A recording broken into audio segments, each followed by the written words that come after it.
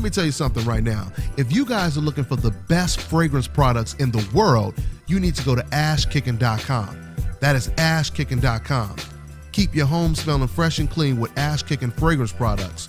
Treat your skin and hair with Ash Kicking all-natural health and beauty products.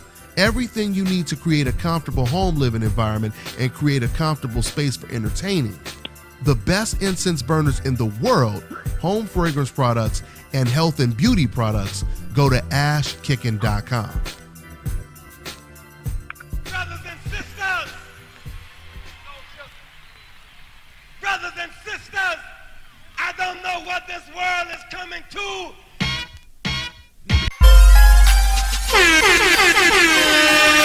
Hey yo, check this out, this is Flavor Flav, and if you want the whole truth and nothing but the whole truth, so help the whole truth. Hey yo, you better listen to Dante, baby. Dante!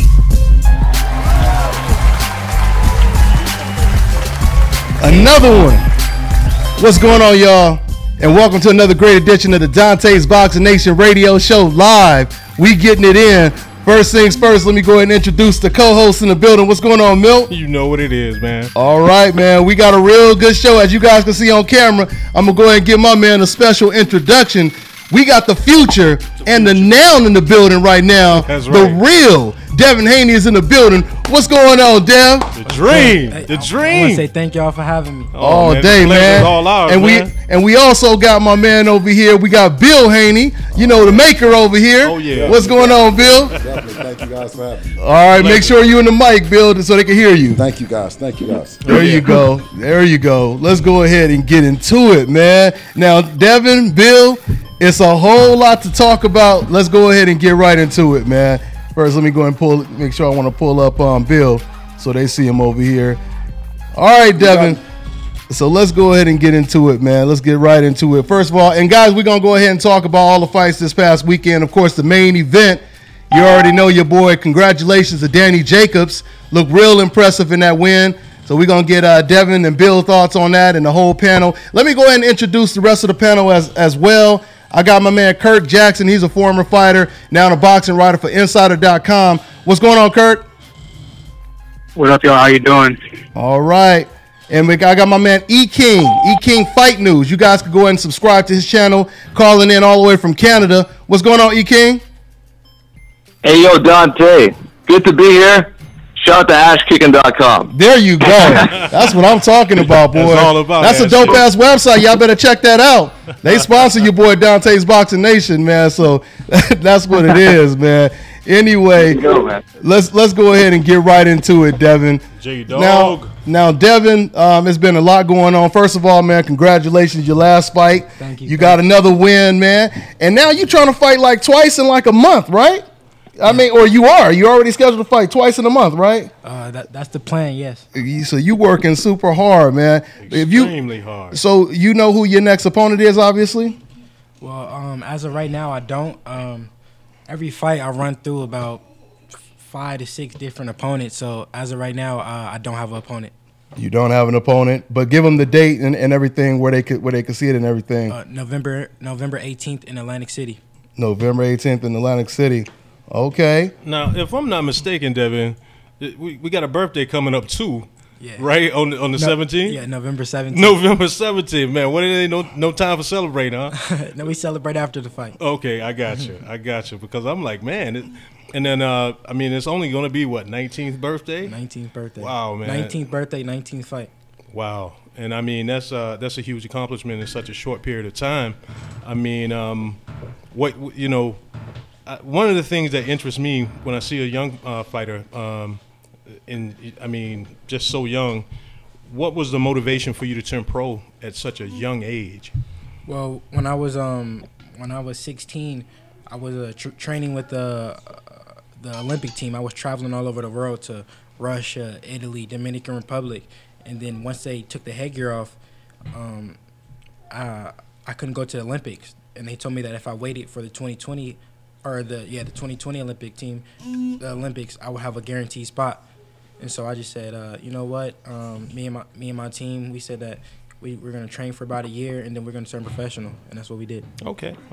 Seems to have worked out. Yeah. Yeah. I mean, Go ahead. Go ahead. And now you thinking about, so you was going to stay at 135 at first, but now you're thinking about going up to 140, or you already said that you want to be the best at 140. You just recently said that, right? Or well, you know what I'm saying? Is the guys at 135, I'm not getting a good response from them. None of them are saying that they want to fight me, and so I'm willing to go up to 140 if it makes sense. But as of right now, I'm at 135. Okay. Okay. And you guys watching live right now, for everybody just tuning in, you see we got the real Devin Haney in the building. If you guys want to call in, go ahead and call in. We're going to open up the phone lines in a minute, all right, guys? Now, Bill, let me ask you, your son just said, a lot of opponents have pulled out. If you can kind of elaborate on that. Matter of fact, you just had another opponent, or a couple opponents just pull out right now, right, Bill?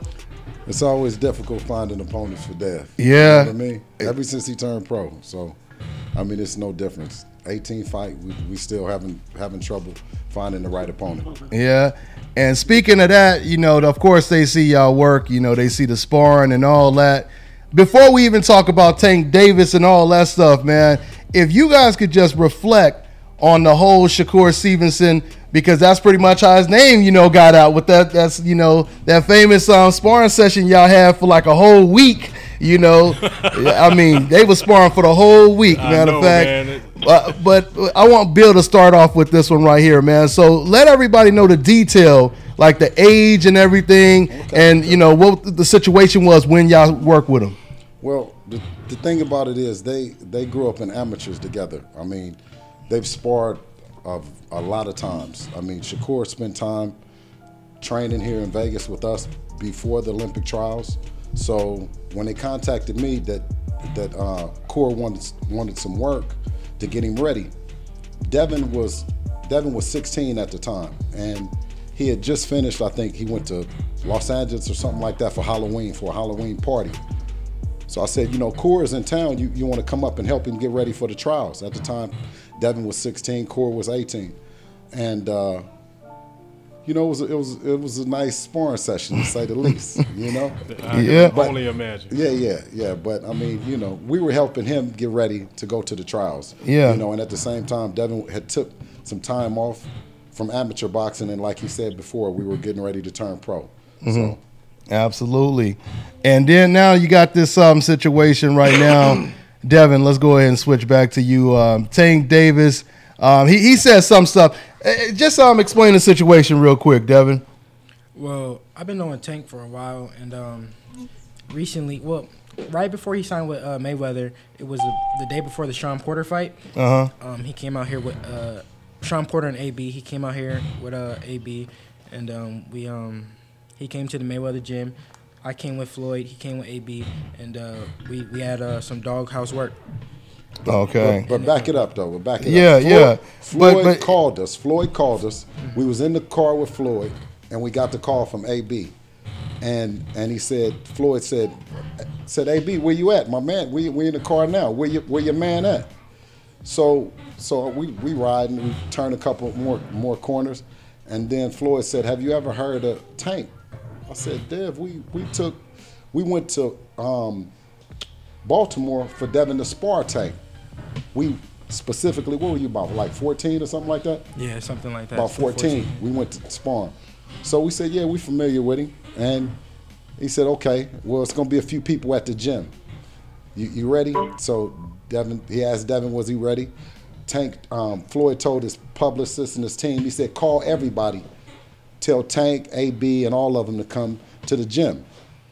So that was the kind of the setup. That's what started it all? Yeah, that's what started it all, yeah. Exactly. Okay. And now y'all basically said, let's go ahead and release the footage. So, I mean, I know y'all don't want to go into too much detail. No. Don't say we don't want to go into details, because we'll tell what happened now. Hey, man. Tell it, we'll listen. Tell it, man. My thing is, if Tank, if he's willing to, talk about, y'all whole situation, and everybody at the Mayweather gym said, listen, you guys kind of got into it. But if he going to tell the truth about his sparring, about Tank sparring, then we got to tell the truth about sparring Floyd Jr. Mm-hmm. You know what I mean? We tell the truth about Sean Porter. We tell the truth about all of them. Devin has sparred all them guys. You know what I'm saying? And I mean, he didn't handle his own. He did good. He did good to the point that ain't nobody talking about it. Mm-hmm. Ain't nobody talking about it. Ain't nobody talking about it. Before we take a call, guys, we're gonna go ahead and open the phone lines. But before we take a call, Devin, let me go ahead and get your thoughts on Daniel Jacobs' performance against Luis-Arias. Matter of fact, you know Luis-Arias, right? You probably know them both, right? Yes, I know both of them. I feel like Danny fought a great fight. He was disciplined in there. He went in there. He was looking for the big shot, and he landed it a few times, and he fought a good fight. I just felt like he could have went to the body a little bit more, because when he was going to the body, he was breaking him down. But it's boxing. And I saw the exact same thing too. So you think he would have got him out if he would have went to the body a little bit more, huh? Mm-hmm. Yeah, that's what it is, man. Now you got Canelo, Charlo, Golovkin. I mean, who reigns supreme? I mean, who's going to be the last man standing at the middleweight division? Oh no, that's a crazy division right there. I like the Charlo. I like the Charlo brothers. I like and I like Canelo. So oh no, it's out of them right there. It's out of Charlo and Canelo, you say? Charlo and Canelo. Man, that's a big statement just right there. It is huge. That's a big statement just right there. What was you gonna say, E King? I mean, I would say that if Danny Jacobs get matched up with Canelo, if they can make that fight, I got Jacobs, man. I think that weight class Jacobs against Golovkin, it's a 50-50 fight, and I think Golovkin's underrated. He's a very good fighter, but he has had bad performance in his last two fights. Not the best fight against. I feel like he lost. He gave away the Canelo later rounds, but anyways, I think Jacobs matches very well. I want to see him get a big shot in a big fight once again, especially off of his win. Yeah, I don't see Golovkin beating any of the. I don't see him beating Charlo. I mean, Danny Jacobs. That could be a competitive fight, but the way Danny Jacobs just looked this past weekend, man. I think he looked really good this past weekend, but I just feel like when he went in there against Triple G, he was just too timid. Yeah, Every time he would do something, he would get happy, like he was surprised that he didn't fight the same fight. But I thought Golovkin looked even more reluctant than him, though. To engage with Danny, though. I think Golovkin gonna hope he gets Lemieux or Sanders. Saunders, what's his name? I don't see Golovkin beating Charlo. Oh, no, I think Charlo would stop Golovkin. Me personally. Wow. I mean, Bill. I think if he could catch That's him, a bold statement. I think he would stop him, man. That's a bold statement, man. What you think, Bill? I think so too. Look, Charlo is good. Charlo is tough. He's strong right now. And people are speaking on Andre too. I think Golovkin is. Yeah, the thing about Golovkin though is Abel Sanchez. Like it's like he's in charge of matchmaking and shit. So I don't think he's been ducking a lot of fighters. He ducked Lara. Abel Sanchez is already trying to duck Charlo right now in the media. Oh yeah. He already said. He said they won't. Abel Sanchez said they're not gonna fight Golovkin unless the WBC forces it, because he said Charlo ain't fought no one at middleweight. But Kell Brook had literally never fought anyone at middleweight, and he got the fight. So. But hey, you guys, let's go. Let's take a call, guys. These guys, they've been on hold for a while. Let's go ahead and start with we got 602. What's going on, man? What's your name? Where you calling from, man? Hey, what's up, Dante? This is Mario, man, from Phoenix. What's going on, Mario? What's going on? Man, just a quick question here, bro. In regards to a little bit off topic. I remember you mentioned in one of your videos, man, that if Mikey Garcia went up against what's Broner's boy's name? Robert Easter. Yeah, with Robert Easter, you thought Robert Easter would win. How do you feel about that right now? Well, I don't remember if I said. I guess if I said if I'm forced to lean. I mean, it's not one of them fights where I'm like comfortably picking somebody. But yeah, I still think I was slightly lean towards Robert Easter. I think the height. I think the fact that he can fight on the inside and the outside, and he has that height advantage. I think he would have a little bit of an edge in that fight. I mean, your guys' thoughts on that? Well, since the fight, it looks like it's going to be made because Mikey Garcia was he turned down the Linares fight. He turned down the Linares fight, and they said that they were working on something a little more lucrative. And from what I'm understanding, through Showtime and PBC, yes. Yeah. And from what I'm understanding, that's going to be the Robert Easter unification fight. And then but they almost assured that it was going to be a Linares fight after that. But I'm slightly leaning towards Garcia, man. I'm gonna go Garcia? Yeah. I mean, it's a close fight. Devin. That's what I'm leaning towards too. I'm leaning towards. I'm leaning. He's a little more polished. Yes, a lot more polished. I think that he's just the better all around fighter. I think so too. Yeah. I mean, the tough. Easter had a tough fight with Comey, and then and what's his name, Shakafov or whatever. Yes. Yeah, him too. Some people think he lost Dennis, that fight. Yeah. Shifakov. Yeah, Shafakov. Shafakov. I mean, he looked good in the fight though. It was just Shafakov was real aggressive. Yeah. They went back and forth, and then he fought the other dude too. What's the other dude name? They went back and forth. They went to war. I'm forgetting his name now. Before the Shafakov fight? He fought Garcia or no, it was an African guy. You're talking about Comey. You're talking about Comey. Comey. Yeah, that was a battle. That's the one you guys mentioned. Yeah. Comey's underrated. He's a good fighter. Yeah, that's what it is. But hey man, but thanks for your call though. You got anything else on your mind, man? Yeah, just real quick, man. Who do you think Oscar's gonna match make with Canelo next? Because it seems like he's not. It seems like they're trying to dodge Triple G. And then the other thing as well too, it just seems like the 160 right now is like super stacked as far as Charlo, and then my man Jacobs last night looked hella good as well too. Obviously Golovkin's on his way out, but I don't see Oscar wanting to match up Canelo with the Charlos or with the Jacobs. I think he'll beat him. No, I think so too. And from what I'm understanding, they're looking for a strap. They got Lemieux in their camp, so they can make that fight easily. So, what I'm understanding, they're looking for the winner of the Lemieux Saunders scrap that's coming up in December. Yeah. And Devin, for people that don't know, you called out Robert Easter. I mean, so have you had any kind of personal conversation, with Robert Easter ever since you called him out? No, me and Robert Easter never talked, but I hit him on Snapchat, but he never responded. he never replied.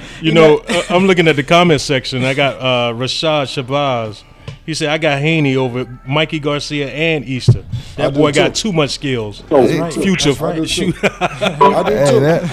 Hey, but that's you know what's what? up. Let me just say, the most funny shit that I've ever heard is Devin is a decorated amateur boxer. He has the coaching, the unbelievable amount of coaching.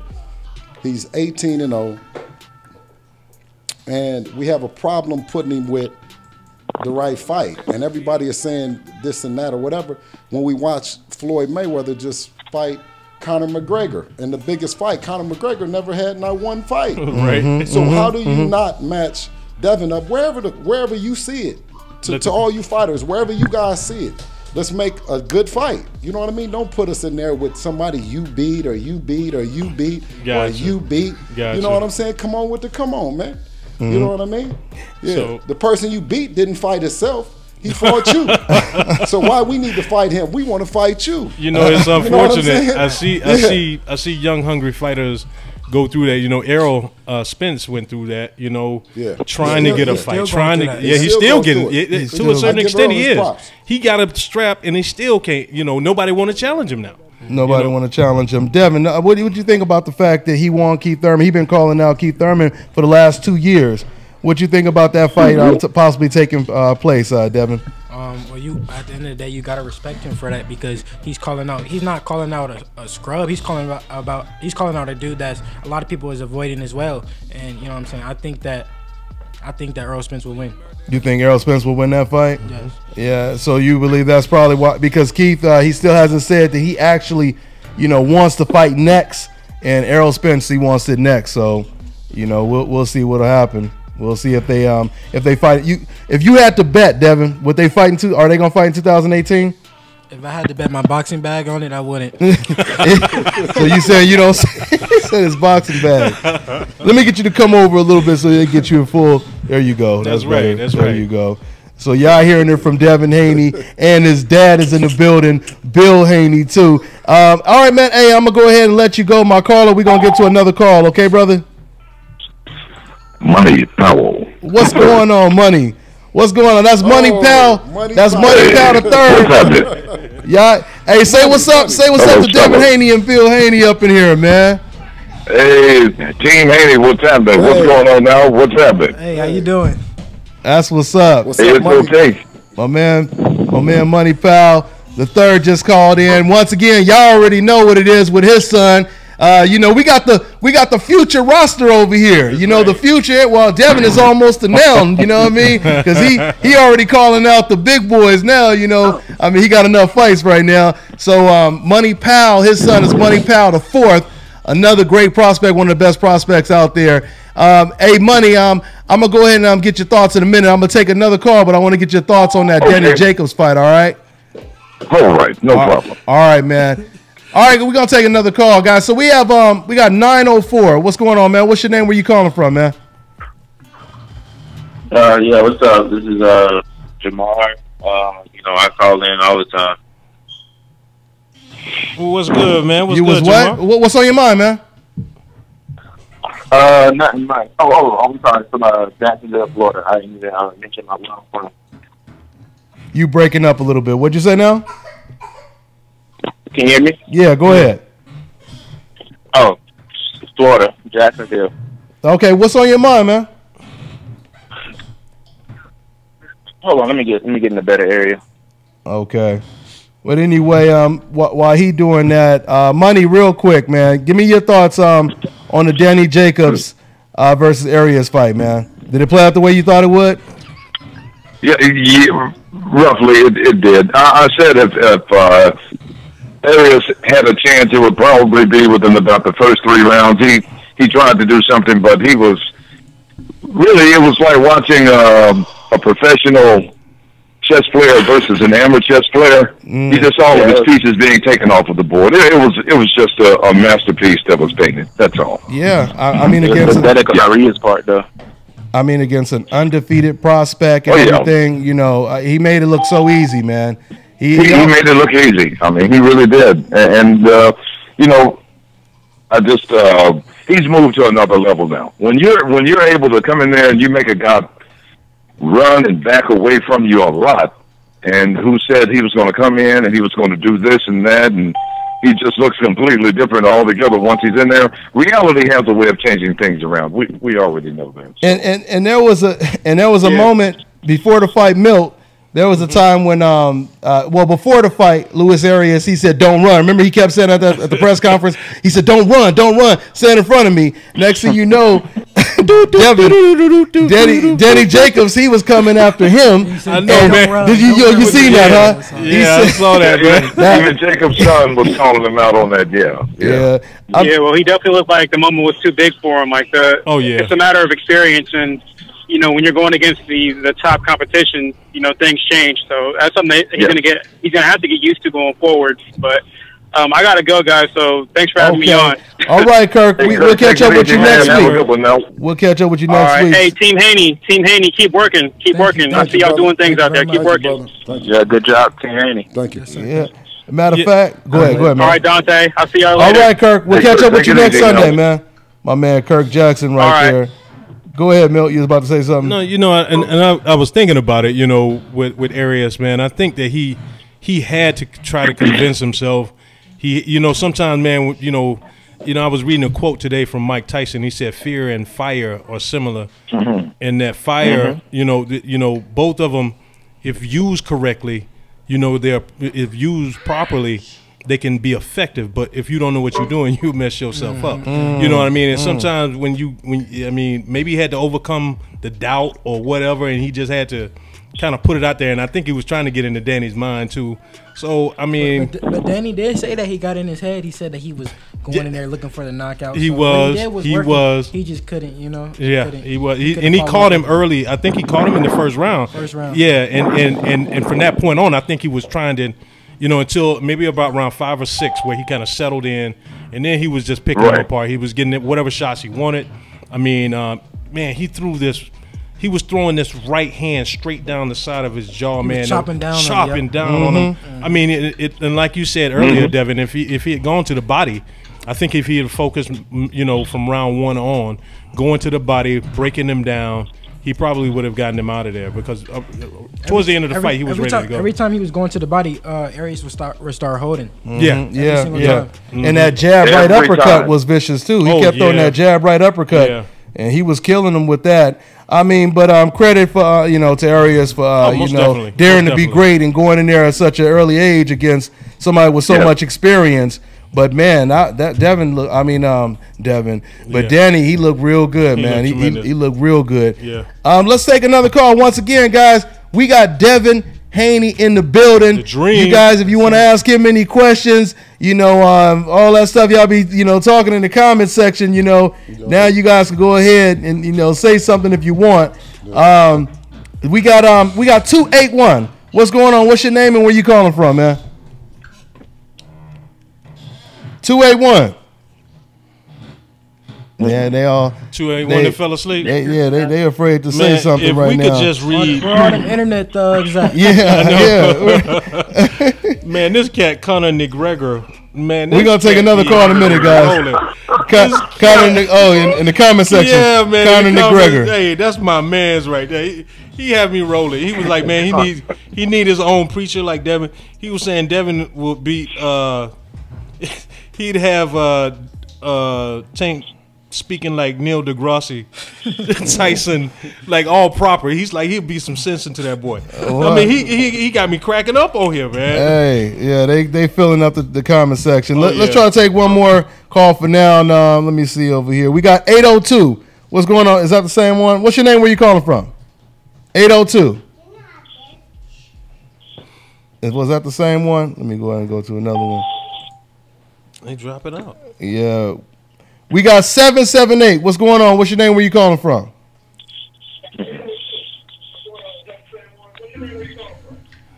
Are they tripping right now? Hello?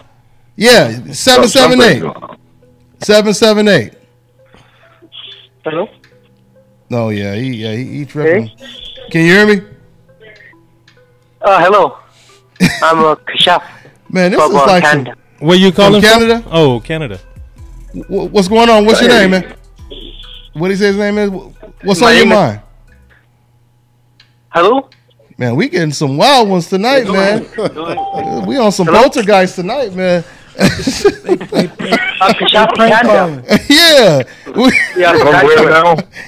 Hey, yeah, what's going on, Canada? From Canada. Okay, what's going on? What's on your mind, Canada? What's up, Dante? What's going on, man? Hello? Yeah, hey, hello? Yeah, this is gonna be fun. Can you hear me? Yeah, we hear you. We hear you. Let's go ahead and get to another one, man. You got people. Yeah. He got that. Oh, he was listening to the show while he was talking. That's probably what it was. He was echoing. Yeah, he was getting confused. Yeah. But anyway, so that flip phone. Call us on a potato. Yeah. Mill taking it back. Flip phone. Yeah, you got that flip phone. Hey, Dante. Go ahead, E. King. Hey, what are your thoughts on the Guillermo Rigondeaux versus Vasyl Lomachenko fight coming up? Man, that's a tough one right there. And you just took the. I was going to ask Devin that right there, man. Before I answer that, E. King, let me go and ask Devin, man. Your thoughts on that one, Rigo Loma, man. I think that's a pretty 50-50 fight. I think it's just whatever fighter is on their A game that night. Whatever fight. So you don't give any fighter the edge in that one right there. I've been trying to, but I've been studying both of them, and it's just a toss up. I can't. Yeah, that's who are you picking in that one? I'm picking Rigo. I mean, I know he's undersized. Mm-hmm. I mean, it's just in this fight, I think that Loma is used to American style fighters, and I think that what Loma is going to present to him is something that he has. It's going to be a problem for him to deal with. Now, I'm not saying that he hasn't fought Cuban fighters. I mean, the man amateur record is tremendous. You know what I mean? And two-time, but you got two-time gold medalists. Mm-hmm. And it just seems as though people are ignoring the fact that Rigo, almost won 400 fights himself in the amateur. Yeah, they both did. Yeah. And so, I mean, the man is extremely skilled. I think he's going to be doing a lot of stepping around. And I think Rigo is going to be looking for him. And I think as he looks, he's going to get caught. Hey, Devin, let me ask you. You know Shakur been sparring with Lomachenko, right? Mm-hmm. I mean, do you think it means anything? Does it say anything, the fact that Devin is wearing regular headgear like you usually do? Devin, I keep saying Devin. Shakur he's wearing regular open headgear, and Lomachenko, he has the bar going across, which we know a lot of times you want to protect yourself from injuries before a big fight. But does that suggest anything with certain fighters that's more comfortable with the open headgear? When I spar fighters, they can't use that. They can't use the crossbar. No. See, go ahead. I don't think that's fair. You wearing a bar. That's where I'm aiming right there the whole time, and just we don't let them. Is that what Floyd calls the bitch bar? The bitch bar. That's what he calls the bitch bar. The bitch bar. Other name we call it. What's the other name? The I'm sorry. We're in mixed company. I'm just glad that you brought that up because, like I said, obviously somebody's more comfortable, right? Yeah. If someone, and I'm thinking because Shakur's in there, he just turned pro. He in there with a guy who's been pro for a while, and he's the one that's more comfortable with the open headgear as opposed to. I mean, Devin, you feel like if your defense is good enough, you shouldn't be getting caught with shots where you worry you're gonna break your nose or get a cut before a fight. Is that how you feel, or when you in there? I feel like he's saying he's better to be safe than sorry because he has a big fight and everything. But me personally, I never found the headgear with the bar comfortable. I tried it a few times and I just feel like I couldn't see. And it just wasn't comfortable to me. Okay. But my dad used to be big on that, like, because he didn't want me to get hurt when I was sparring. When I was younger and I was sparring against people like Sean Porter and all these champions, my dad wanted me to wear the bar, but I just never could do it. Yeah, that's almost more maybe understandable though when you in there, you jumping up against because Sean Porter he spars with the bar on. Yeah. My dad was like big on that, but I never could do it. Yeah, hey, I'll say let's try to take another call. Let's see. We got a lot of people on hold right now. Let's see if we can get some normal cats calling in. It's been a crazy night with the call-ins. We got 904. What's your name and where you calling from, man? What's up, man? What's up? Shamar from Jacksonville, Florida. Okay. I could barely hear you, but what's going on? What's on your mind, man? I wanted to get your thoughts on Lomachenko versus Ringstar. You said you want. Oh, are you the one that called in before? I'm sorry. What was that? I can hear you. There you go. Yeah. Now we hear you. Now we hear you. You said you wanted my thoughts on the Rigo versus Lomachenko fight. Okay, I think, dude, just this is a crazy night on the phone lines. Well, we got the Bermuda Triangle going on. Before we close out and let my man Devin out, let's just try to get one sane person to call in real quick. We got 281. What's going on? What's your name? Where you calling from? And you guys got to turn. If you're listening to the live show, I can hear people. They listening to the live show and trying to talk at the same time. 281, you there? Wow, this is a crazy night. This is. All right. How about we call somebody? Yeah. Somebody got Tank's number.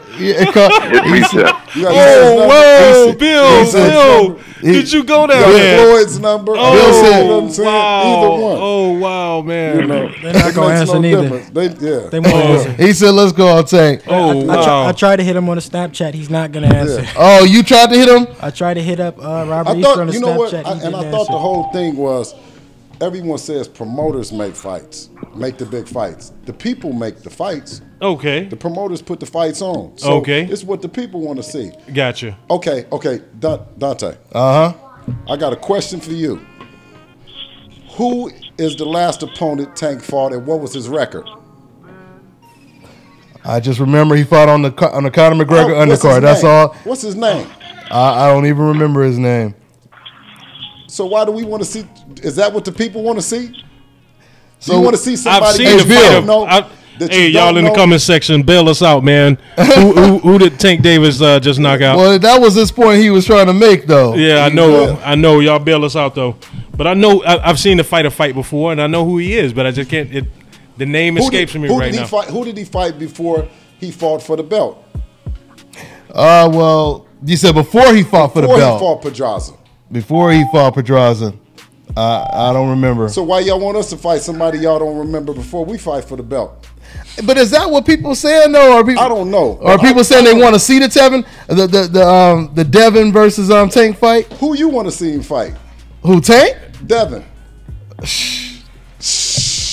If you're gonna be at lightweight, that's what everybody. I mean, I'm not gonna say I want to see him fight somebody because I don't know who you want. You know what I mean? So we want a belt. We want a belt. We want a championship. I would like to see you fight all the champions at 135, man. You know, all the champions. Mikey Garcia, Robert Easter, Linares.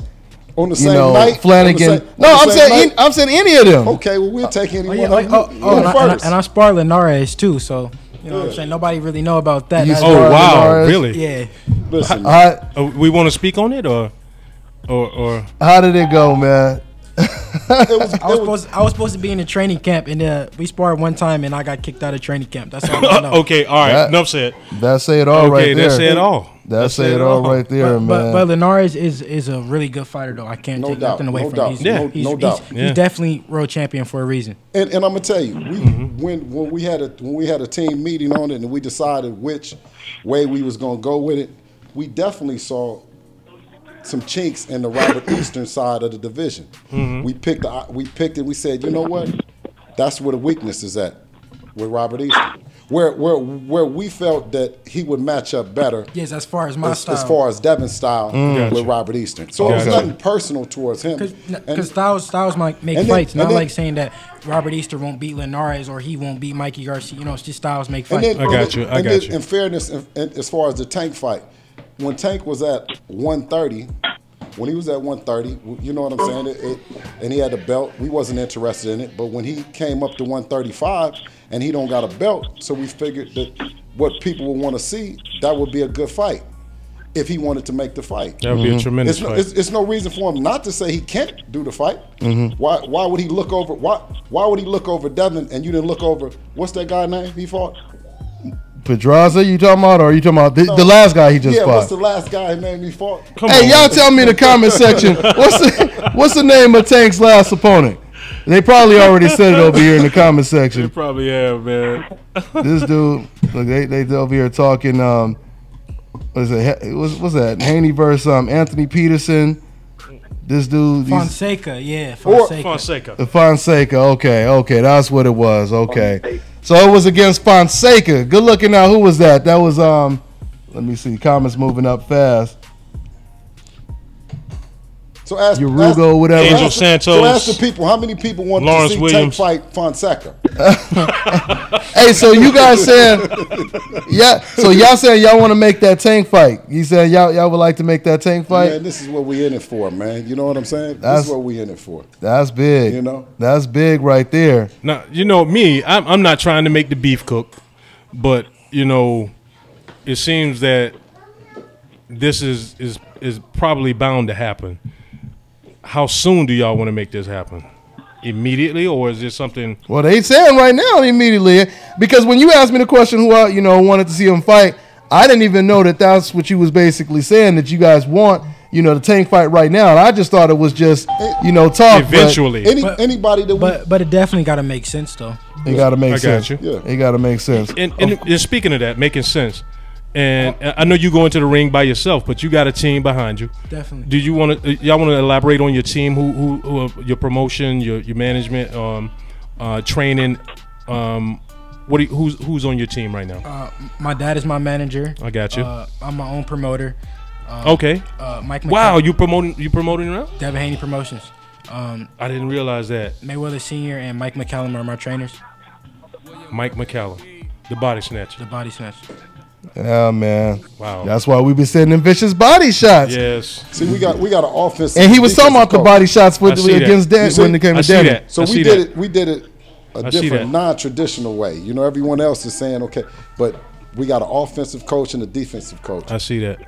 Of course, Senior being the defensive coach and Mike and the body snatcher being his offensive coach. Wow.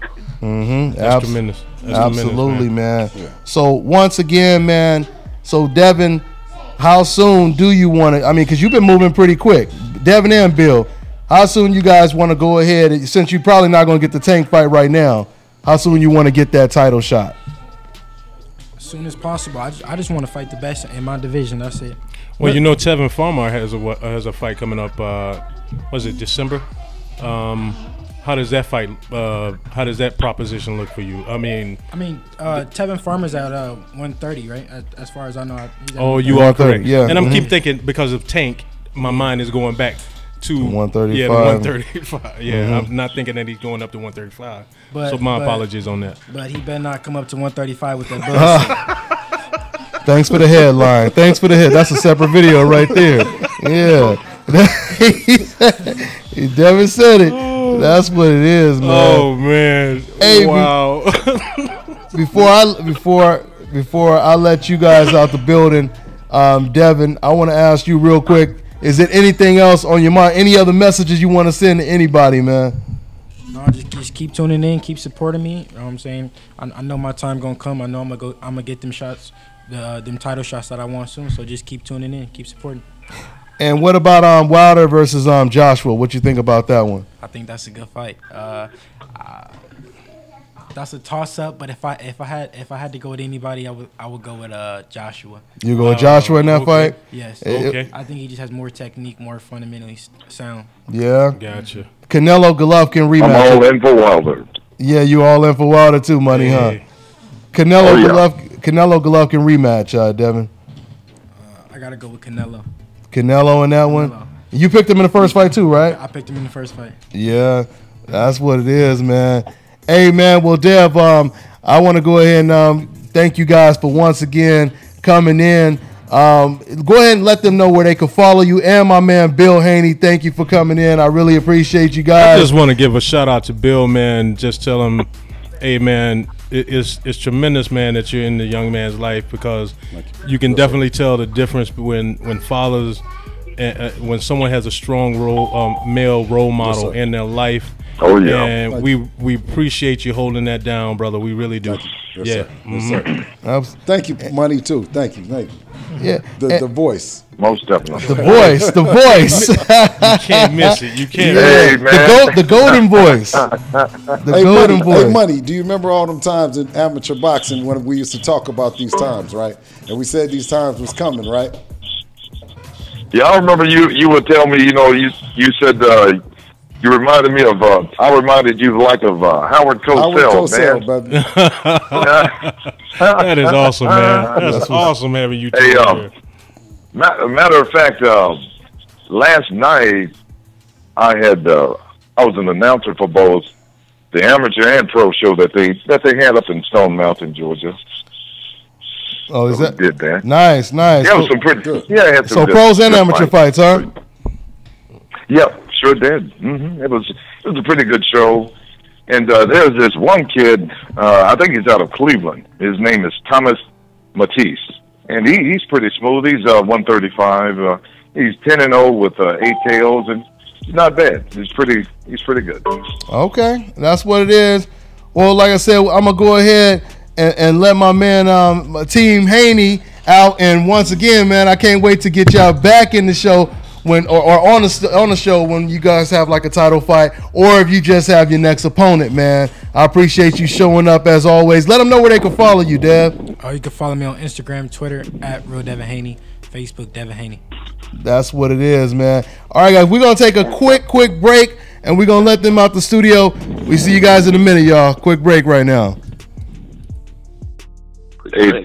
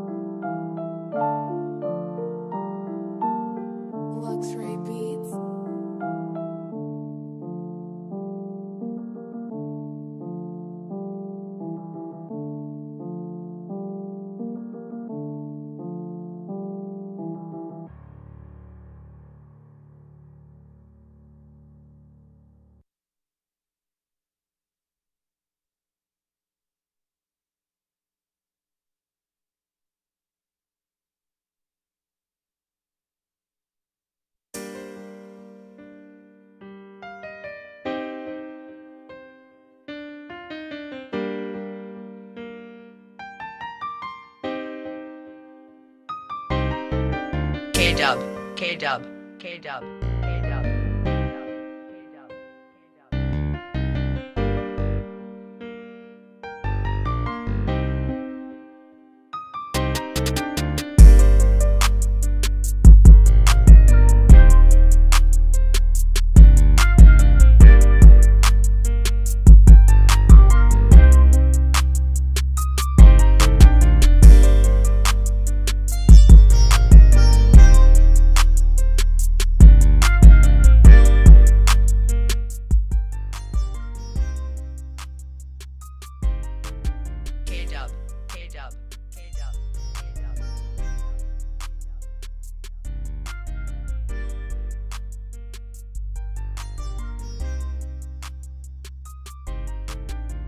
Left there. No.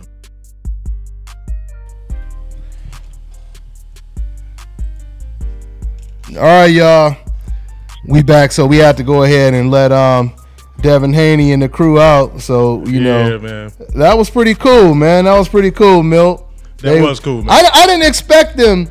I didn't expect them to call out Tank Davis. I just thought it was a B thing, and it was like, you know, let's just go ahead and release the sparring. That's why when he asked the question, when he said, you know, who you want to see him fight, I'm like, I'm cool to see him fight anyone, you know. I am too. But yeah, I didn't think that he would call out Tank. So man, that just goes to show you how confident Devin Haney is. You know, and now it'll be interesting also to get Tank's response. He's calling out Tank. It would be extremely, you know. I know that surprise money. I know that surprise money. Yeah, you know something that is a little bit of a surprise, but also at the same time, I think I even put it out on Twitter when someone brought that up. I'm like, okay, even if let's say, what does Floyd say about this? Wow. Because he's, you know, Tank's promoter. So it's like, okay, well, what does Floyd have to say about this? That is the true answer. It's like, okay, well, Floyd, what do you think about it? And if Floyd, it's like, do you think you can make this fight happen? I mean, you are the promoter. Hey, you know both guys. And this is the thing, you know, I don't want nobody thinking that we trying to make the beef cook. They were all, this thing seemed like it's been simmering for a minute. Oh yeah, we didn't like the fire on this beef. No, you know but that's why it was good to have, you know, Tank. Yeah, you hear have Devin in the show, right, on the show, because Devin, he explained it. You know, he basically explained it. You know, he's explained where the beef came from and everything. But the fact that he said, "I want to fight him," that was big, man. I give Devin Haney a lot of credit for doing that. I didn't expect that. I didn't expect that at all. Me too. I'm loving it. I agree. Extreme confidence from the young man. I'm loving it. You got to be confident as a fighter. I know a lot of people are thinking about what just happened with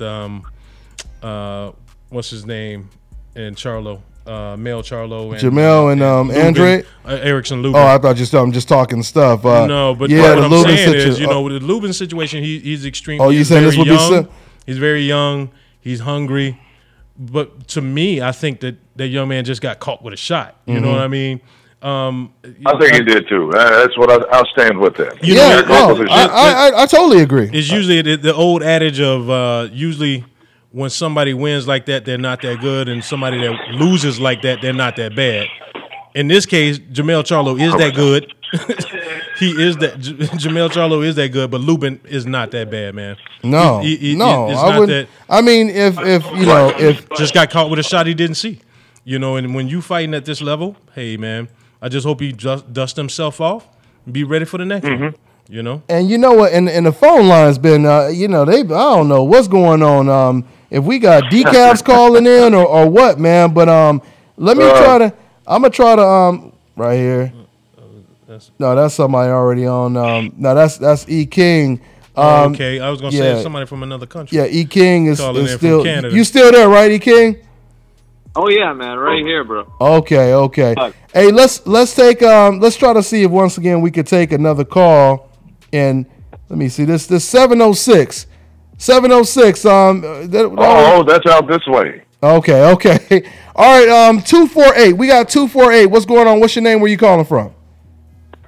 248, what's up? It's your boy Paulie from Pontiac, man. Okay, finally we got some sane folks on the phone, man. Right. What's going on, man? What's on your mind? What's up, man? New media. I've been following Dante Ego for a minute, man. Y'all the homies, man. I appreciate that. Ego part of the new media movement. Yeah, that's what's up. Yeah. Man, I respect the new media. Y'all is putting it down. I just want to say I respect you personally and respect y'all for not being scared to say how y'all feel about what's going on in society, within boxing, in and out of boxing. I really respect y'all for doing that because for a long time we didn't have the venue, or some of us didn't have the balls to actually say certain things. Yeah. So I respect that. I definitely respect y'all integrity. So with that, I want to ask y'all about like Deontay Wilder. I rock with Deontay Wilder heavy, specifically because he speaks how he feels on certain issues. Right. I want to ask y'all, do y'all think that hurts or helps his branding here and or abroad in the UK? No, that don't hurt the brand. I mean, that's like Jim Brown, Muhammad Ali, and the rest of the athletes when they all sat down and they said we got to address this. Right. You know, I mean, and this is the whole reason. This is the whole reason why we started the new media movement. It was so we can get big names like Deontay Wilder to say, you know what, it's time for us to all say something, not just Dante, not just if it's Ego or someone like that. It's working. Yeah, it's working too. Yeah, and that was the whole purpose. You know, spread the word, because the more people that's saying it, the more uncomfortable, you know, the people that's mistreating boxers they feel. That's why we starting to get good results now. Like I said, once again, you got HBO signing fighters like Danny Jacobs, and Tevin you know Farmer. you got Rigo getting way more credit than he got before. You notice that, you know, they're not trashing him like they were like 2-3 years ago, because you know we being hurt. We basically being heard. I do believe we're being heard, man. I do believe it. And it's truth. It's that's truth. why I respect y'all. We appreciate that. Yeah, that's why I respect y'all a lot, really man. I just wanted to ask y'all, you know, get y'all perspective on that. And also one more question: do you think that Eddie Hearn would promote a person like Deontay Wilder better over in the UK with that same mindset, with that same outspoken mentality? Do you think that'll even work over there, being the climate is totally different? Look, let me put it this way. I mean, it'll be an adoption, no doubt about it. You know, I mean, he's not going to get Anthony Joshua type of treatment or reception, but he probably would get better treatment than he would in his own country. You know, so, you know, it'll be somewhere in between. I truly believe, Milt. I mean, you know what comes to mind for me is Conor McGregor. I don't think nobody talks more trash, you know, than Conor McGregor. You know what I mean? But, you know, sometimes they do get intimidated now. I won't say, you know, when they see the big black dude, you know, talking trash, it takes on a whole different perspective for them. You know, sometimes they like us docile and sitting there meek and mild. But I think that he could. But with Conor McGregor being the way he is, I could see, you know, him being a megastar anywhere, man. Because one of the things he has is that right hand, man. He got that power. He and got the charisma. And the charisma, yeah. I think he could be a star anywhere. He could be a star anywhere. And something else, even though it's a tougher road when you're on the coincidental list to be a star, but like I always have said from day one, you could be the most hated in the sport, though. But if you keep winning, eventually you won't be denied.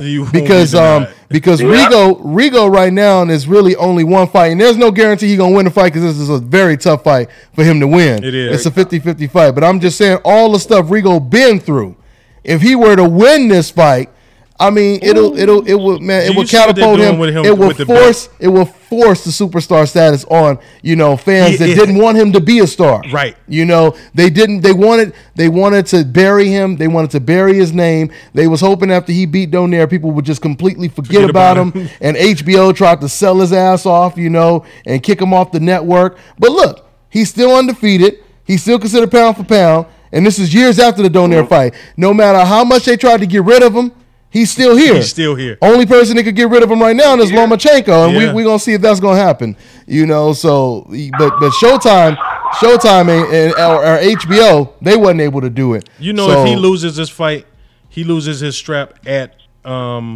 At 122. At 122. That was part of the yeah, he losing the strap at 122. Was that the belt where they said they're going to remove him from rankings if he loses? Yes. How disgusting is that, man? Yeah, that's ridiculous. Wow. I mean, that is just that's horrible. Yeah, it's once again, it's like because they saying, man, we hope we don't ever have to deal with this guy again. Hopefully he don't scare us again. Yeah, it's a coincidental. No doubt about it. Coincidental list.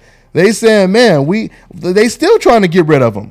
But once again, that's what we do. We expose this stuff, man. But that's why. Go ahead. I was just about to say that's why I really appreciate and respect the job that y'all do, man. And can I get one more thing out real quick? Go ahead, bro. Go ahead, man.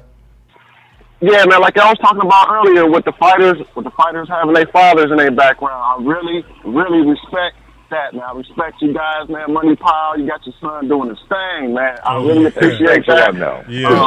The Sean Porter, one of my favorite fighters. I love the chemistry between him and his father. And one more fighter I was thinking about was Chris Eubank Jr. over there. What do y'all think about Chris Eubank, man? He's a beast. And who do y'all see him even matching up with over here, man? That guy is crazy good. Yeah. Who do y'all see him matching up with? Well, first of all, he got to get past that tournament, which he might end up winning that tournament.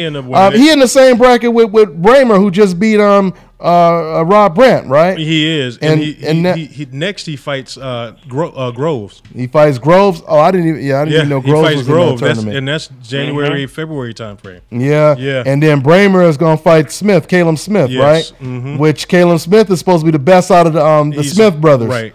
But to answer your question, bro, I think Chris Eubank, he has a very, very good chance. I think I will put him as the favorite to win this tournament, and that's going to be a good look. He said that he only moved, and I commend him because he only moved up to 168 just because he was trying to get an opportunity, not because he couldn't make weight at 160. So that's impressive. It is impressive. The fact that, once again, he moved up to a higher weight class, something that, once again, I mean, we got to say it. They going to hate me when I say this. You say the Terminators, the Golovkinators, they going to hate it when I say this. But because Golovkin could have did that. He was supposed to be the most feared, 20 knockouts in a row. He could have said, you know what? I ain't got nobody to fight at 160. Let me just go up to 168 and fight a couple guys and come back down or something. Because that's what Rob Brandt and that's what Chris Eubank, that's what they doing right now. I think he's stuck now because the thing is, 68 is hot up there right now. Mm-hmm. It's hot at 68. Yeah. And 60. Go ahead, E. King. Mm-hmm. I ain't heard from you in a minute. Go ahead, E. King. It's interesting because a point people miss about Deontay Wilder is this wouldn't be the first time he would travel over to the UK. He's fought in the UK before. He fought Audley Harrison. A couple years ago. Good. That's a good point. I completely forgot that was in the UK. And then he calls out Tyson Fury back when he was that's 5 years ago. He went over to the UK. Yeah. And then he acts like, you got to come over here and fight Dillian White. And he's really blocking the fight in a way where he's going to have, probably from what I see, I think he wants to have Anthony Joshua come over to the U.S. and fight Jarrell Miller. And then from there, he should match him up with Deontay Wilder in the summer. That's the story he has right now. He's trying to, you know what? He's trying to have a story for himself. Since you go ahead. We got to see the Wilder fight. Absolutely, it's got to happen. You know what? But my bad. I didn't mean to cut you off, man. But since you just said that, you just remind me, E. King. I wanted to play this clip. You guys aren't going to hear it. On everybody who's listening live, they'll hear it, but my panel won't hear it, but I'll kind of go over it. But I want to play this clip. Deontay Wilder, he did an interview with TMZ, so I'll go ahead and just basically give you guys a breakdown. And Deontay Wilder, he was imploring and trying to encourage Anthony Joshua, it's okay, man. Take the fight. If you lose, things gonna be all right. You could come back. He was talking like he was trying to talk to his son to give him confidence. But I'm gonna play this clip, guys, and I'm gonna give you guys. I'm gonna ask your guys' thoughts, man. So hold on, guys. Man. We're gonna play this clip. I'm gonna whoop you because I love you. Yeah. I know, right? I wouldn't love you if I didn't do this to you. Hold on, y'all. Let me play this clip. Let me play this clip real quick. Okay. Listen, mate. let's get this fight on, man. We can have the biggest fight in boxing history. I don't need you. You don't need me. But at the end of the day, to make this fight an extravagant fight in world history, we need each other on this. It's gonna be okay, man. You may be fearful of He said it's gonna be okay, man. At the end of the day, we all gonna come out as heroes. We're gonna both make history. And you're young, man. You can still have your career and bring it back up. Even the greatest loss. This is hilarious. Let's make this fight happen, man. Do you feel like this can? Okay, man. So yeah, man. You heard what he said, Milt. He said things gonna be okay, man. You know, you still got your, the future. You still got fights you can have in the future and everything. He said it's gonna be all right, man. Give my man a pep talk. Yeah, that's exactly what it was. He trying to encourage the man, tried to give him a pep talk. So I mean, money.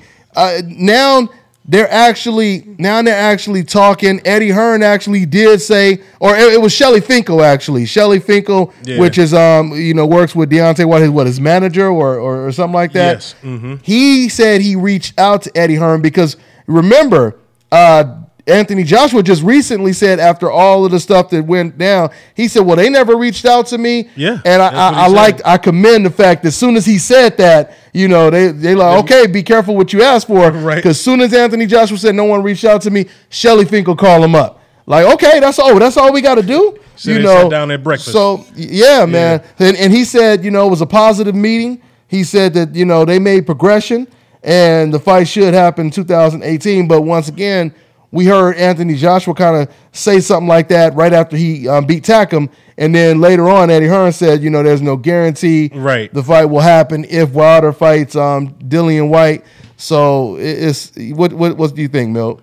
I think it's going to happen. I think it'll happen. I mean, I think the people demand it, and they're not – a lot of people talk about Floyd, and Manny never happening. Well, first of all, people thinking that Floyd stretched it out. First, Manny losing to Tim Bradley threw the fight off.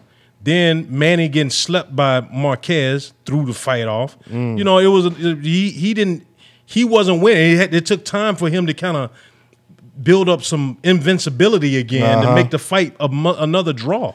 People don't look at it that way, but you know what I mean. And they haven't been in the game quite as long as Floyd and Manny have either. So they're still in their primes, and if they're gonna make this thing happen and make it huge, it needs to happen probably 2018, man. It definitely needs to happen 2018. It has to, and once again, man, the pressure, the pressure is going to be tremendous on Anthony Joshua if he doesn't take this fight. E. King, did you catch any of the other fights? Did you catch Better Bia versus Coley? Oh, you didn't catch it either, right, E. King? Some of those the ESPN fights, Better Bia, Arthur Better Bia. E. King, you there? Okay, I think he probably just took a little, probably put the phone down because I still see he's online right now. Online too. But anyway, but yeah, I caught him last night. You know me, I'm that fight junkie, so I'm flipping between HBO and HBO had a pretty good card too. But Better Bia to me seemed as though he was not fighting all in. It just seems as though he was doing what it took in order to win the fight. And then in the 12th round, he went ahead on and got him out of there. Jose Ramirez was on that card. Both he and Amir Imam were on that card. Both won, and so Amir Imam and Jose Ramirez will face each other for the vacant WBC. That'll be a good one. Yeah, WBC strap. Do you think? Go ahead. It's somebody that's out there, man. And I watched the interview with him yesterday, and I almost forgot about the young man, Regis Progress. Yeah, Progress. Out of Rougarou, out of New Orleans, man. That young man is a beast. Yeah, and I would like to see him be up in the mix, man, and getting him a title shot as well. That young man, because I remember the last fight with Joel Diaz. And Joel Diaz Jr., man, he's no slouch. And he's straight. Oh, Joel Diaz is a beast, man. He worked that cat like a rib. Very, man, he worked smart him like fighter, a job, very good counter puncher. Yes. I mean, and he blew him out. Yeah. Completely blew him out. Yeah, Joe. I mean, I think he's like 20-0. I think might be one survivor. And he's the one that called out Gary Russell, which we don't know what's going on with Gary Russell. Right. I don't know if he called out Gary Russell. No, Joel Diaz, right? JoJo Diaz. Not JoJo. Oh, okay. No, I'm talking about Joel Diaz Jr. You talking about I thought you were talking about JoJo. You talking about JoJo. Okay. Yeah. I'm talking about Joel Diaz Jr., man. The cat is no slouch. And, okay. And Rougarou, I'm talking about, man, clean this dude out. He has been working I haven't seen a competitive fight with this young man since he's been fighting, and I peeked in on him a couple times. He started fighting late too, man. He didn't start his amateur career until he was like 17, man. And it was just, I mean, he is a tremendous talent. We got to get him on the show one of these days. Yeah, most definitely, man. We got to definitely. And I see y'all having a heavy conversation about Devin Haney versus Ryan Garcia. Ryan Garcia, we're going to get Ryan Garcia on the show too, guys. I had a couple interviews with him. He actually fought, I believe, if I'm not mistaken, I believe he fought Devin Haney and he fought Shakur Stevenson in the amateurs. I believe he has some split wins with Devin Haney. Yeah, man. I think he another tremendous young talent. I think I think Ryan Garcia fought Devin Haney 5 times or something like that. Wow. Yeah, and he has, and I believe I'll get him on the show to confirm, but I believe he won some of them though. So yeah, Ryan Garcia is another beast, and I wish I could kind of elaborate on it, but I heard some serious stories. He sparred with Lomachenko. And man, I wish I could go ahead but I heard it went down like a plane crash, man. I heard it went down like a plane crash, and I heard it got ugly. But I ain't gonna go deep into it. Oh man, we hate to do y'all like that, man. Because we do hear the war stories that go on in some of the sparring sessions, man. But it's some stuff that they don't even want to talk about when it comes to that sparring session. But but like I said, maybe we'll get Ryan Garcia on to talk about. And guys, in the comment section, if you guys want to see someone in particular on the show, throw your request in there. Let me know in the comment section who you guys want to see on the show, because we're gonna have all these fighters we talking about on the show. So one thing last night too, we broached the topic of E King mentioned his name, Big Baby Miller. Oh yeah. The performance. Let's get Money Pal and E King's thoughts. I haven't heard you guys for a while. E King, let me start with you. E, is he hot over there? Oh yeah, you know what? I forgot. I didn't even check if E King. I don't think E King is there right there. If he's here right now, he's still online. But anyway, Money. So did you get to watch Big Baby versus Wok? Money's not there either. Let me see. Is my phone lines? Let's see. The phone lines might be tripping right now. Oh no, we still. All right, let's try to take a call. Let's see. Maybe the phone lines froze up or something. Yeah, the phone lines could have froze up. We got 210. What's your name? Where you calling from, man? Is that my man. My bad. That's me. That's me, man. I hear you? Yeah, I had you guys. It seemed like they couldn't hear me at all. No, I had you guys on mute for a second. I don't remember why. I had you guys I had you guys on mute when I played that clip of Deontay Wilder. That's what it was. Oh, my bad, man. Oh, okay. Yeah, so I'm over here talking like they over here like. But anyway, okay. So E King, man. Yeah, man. So did you watch Big Baby? Did you watch Big Baby versus Wok? Yeah, we saw that. Yeah, saw that fight, man. Great. Okay. Solid performance by Big Baby Miller. Oh, okay. I'd like to see him cut 20 pounds, man. That ain't gonna happen. He said he's comfortable at 300. He said he's comfortable at 300. He got down to 283 for this one. Oh, did he? Oh, so he did get smaller from the Gerald Washington fight. He went down. Yeah, he went down to 283. He went down. He said he went down. Money, when you say it like that, it kind of, I don't know, it changes perspective for me a little bit.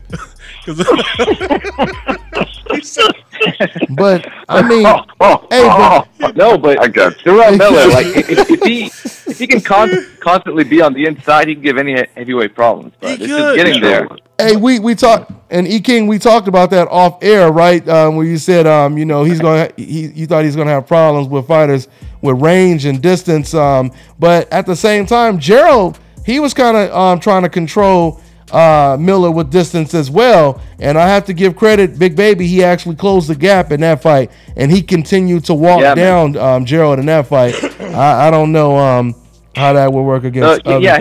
His whole game is pressure. Like, he kind of reminds me of a heavyweight Triple G with less power, and his arms are short. He reminds me of kind of David Tua with less power, like kind of that style. Wow. So if you're a wiry guy David like Tua, I don't know, but I miss David Tua. Yeah, like I think Deontay Wilder would give him a lot of problems, and Anthony Joshua, I think. Yeah. Anthony Joshua might succumb to the pressure though, because he's used to a guy on the inside, and he's got stamina issues. So that would be a very entertaining fight if he were to fight Anthony Joshua. And Big Baby was still, like, at 300 pounds, he was the one that had more energy than Gerald Washington, you know, in those later rounds. So that was impressive when it comes to how big he carries the weight. Yeah, he carries the weight extremely well. You know, I'm not too concerned about the weight because of the way he carries it, but I think I don't know, and I know he got Washington out of there, and he knocked out quite a few other heavyweights. But for the top of the division, I don't know if does he have the power to really get in there and. Big Baby? Yeah. I mean, he definitely got Gerald's respect. You know, he stopped him too, didn't he? He stopped him, right? He stopped him. So I think he has. I mean, a heavyweight at 300 pounds, you got some power. No doubt. Yeah, no doubt. But you definitely have some power, man. He was touching Walk last night, and Walk was just still there. I mean, Walk, you can tell he well past his prime. I missed that fight. So you can tell he's well past. He was well past his prime, but he kept sticking him with. You know, he kept the stick out there, and he was catching Big Baby. He caught him with a straight right down the pipe. I'm talking about a 1-2, and he hurt his hand on Big Baby's head. Yeah, did he? Yeah, and he was. I mean, he pretty much ineffective. Around round 5 or 6, I think it was, that he hurt his hand. And he was still competitive in the fight, just throwing the jab and hook. Oh yeah, yeah. I mean, and rolling around, you know, rolling and making him miss. Big Baby was catching him. He was catching him with some clean shots every now and then. He didn't go to the body as well as I thought he should have. But we're gonna take a call. We're about to take another call. I appreciate everybody that's been on hold for a while. As a matter of fact, my man 210, I'm gonna go ahead and bring you on in a minute. But also unbeaten welterweight Carlos Ocampo. He had a win. He scored a 7-round TKO over Dario Furman, and now he's about to fight in the IBF eliminator in the welterweight division. That welterweight division is heating up, it's man. Hot, man. It's hot. Boy. Yeah. I'm telling you, man, and you got Errol Spence putting that pressure on Keith Thurman. You got Errol Spence putting on pressure on everybody at that welterweight division. You know, speaking of that, you know, we was gonna talk about this. I know I'm just throwing this out there, Milt, but we was gonna talk about this. Some cats, you know, they taking it kind of personal. You know, I know, man. They taking it kind of personal because Errol Spence. You know, they getting asked that Errol Spence question, and all we doing is we just quoting what some of these fighters are saying at press conferences. Hey, man. And some of them taking it personal. And it's never personal, man. We just, I mean, we hear to report what's going on. Yeah, in the world we hear. of boxing. That's what we do. We gonna speak. That's all we do. We gonna speak the truth, man. I mean, you know, we ain't trying to hurt nobody's feelings or nothing, but we gonna speak the truth. Oh, and yeah, shout out to my moderators, Angel Santos and my man Coach Sheldon. Yeah, I heard what you said earlier. J-Dog. Yeah, my man Angel Santos, he was asking did I get the footage? No, I didn't get your footage yet, man. But yeah, I just wanted to give shout out to my moderators. They hold it down in the comment section. You know, got these decafs acting right. But yeah, man, with that being said, pulled out again. Hey Dante? Yeah, money. Yeah, just real quick. You all struck on something much earlier today, this evening. When you talk about how people are being excluded out of conversations in reference to like someone like Rico. I listened to HBO last night, And when it came to Jacobs, they were talking about, okay, Jacobs with, we'll probably look at, let's see, Billy Joe Saunders, the winner of Billy Joe Saunders, and let's see, what's his name out of Canada? Lemieux. Oh, David Lemieux. Lemieux, yes, Lemieux. David Lemieux. Okay, but that's not who Jacobs talked about. Jacobs mentioned Charlo. He did. Yeah. He did. Why didn't that come up in the conversation? Then I thought about it. I said, well, Charlo is a Showtime guy. Oh, okay. Or PBC. But he's outside of HBO. That's the main thing. And it's like, okay, why aren't you talking about these guys over here? Yeah. HBO has a tendency, at least that's what I was listening to, and I started dialing back in my mind. I'm like, wait a minute, these guys only talk about HBO guys. Oh yeah. You notice that's why they don't. That's why we never really. It's a pattern. Yeah. Yeah, no, there's no doubt about it. And but the funny thing I will say about that though, Money, is Eddie Hearn just recently said he has some more American fighters that he's about to he's basically about to sign. He's in the process of signing a couple more American fighters. He said he's going to make an announcement, and I was just wondering, since you just brought up Charlo. Since you got, you got Charlo who's looking fantastic, right. and like I just explained to people earlier, what people don't realize is all of these PBC fighters, those are free agents. They don't have a promoter.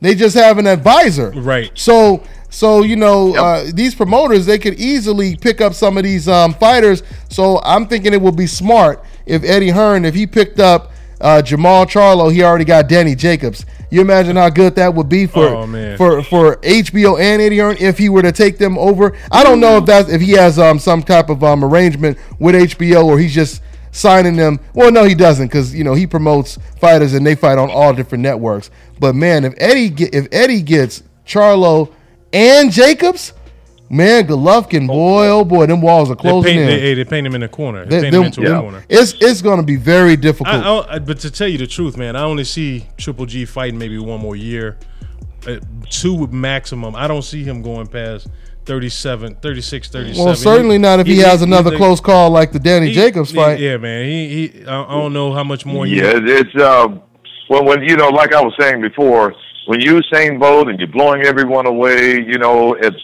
by the time that you have 50 meters, that's one thing. But when it takes you to 70 to 80 meters finally to get past these guys, that's when you really have to reconsider saying, hey, man, you know something?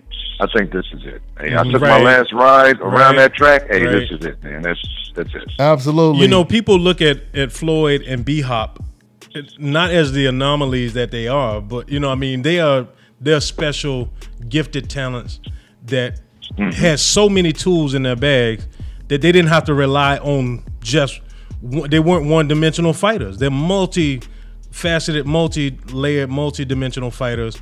They had so many layers to their game that if you took one thing away, they could, it's like Michael Jordan, man. I hate to keep using that analogy, man, but if you saw Michael Jordan only play with the Wizards, you don't realize exactly how good he was, and he still was decent when he played with the Wizards with the fadeaway. He was killing them with the fadeaway jump shot. He wasn't going above the rim anymore, but he was still killing them. And so, they have so many layers to their game. They can beat you defensively. They can, pour on the offense when they need to. And I don't see Triple G having that to fall back on.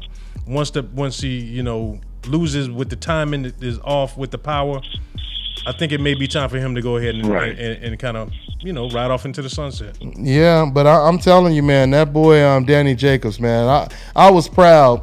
I was proud of Danny Jacobs, man. He looked sensational in this fight. He did. And once again, just to reiterate from what we said earlier, he made it look so damn easy in there.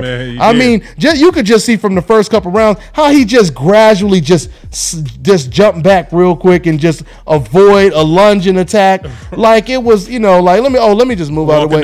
It was on that Matrix type slow motion bullets, going across you, Yeah, I was like, oh wow, this is going to be real easy of a night for him. Yeah, man. He and that's the ultimate accomplishment. The fact that he was able to make a person who said don't run back up. You know, and he was coming at, and you see how relentless he was, how he was coming after him fast, 5-punch combinations. And I like how Andre, his trainer, I like how it was he was really starting to pick it up, and he was doing real good. He went back to his corner, and Andre still said, "Man, you been too nice to him." Yeah. he said, "Man, you got to rough him up, man." Great advice, man, because he Andre seen it. He was like, "You got to make him uncomfortable." I know, and that's what he started doing. Danny is such a smart fighter, man, because he'll throw a punch, and right when he knows that Luis is about to clinch, he'll throw a combination and hurry up and jump back, so you can't even clinch him. Grab him. You can't grab him. So Danny, man, I'm telling you, man, the Canelo, Golovkin, and Danny said he's going out there to watch the Lemieux versus Sanders fight. So now it's like, who's gonna get the because Canelo also wants the winner of that fight, right? So it's man, this is cooking. It's cooking. It's cooking, man. Let's take another call. Once again, let me see. I got my man 210, man. Thanks for holding, man. What's your name? Where you calling from, man? JD, calling from Houston. What's going on, JD? What's on your mind, family? Rap a lot. Well, first, not really too impressed by Daniel Jacobs, because I already expected him to do that. I think he was fighting someone that was nowhere near his class. And so you told people before? So you told people before that fight that Danny was going to dominate and beat him easy? I knew he was going to beat him easy. I mean, who was? But did you tell people? Did you? Is that what you were saying though before the fight? Yes, definitely.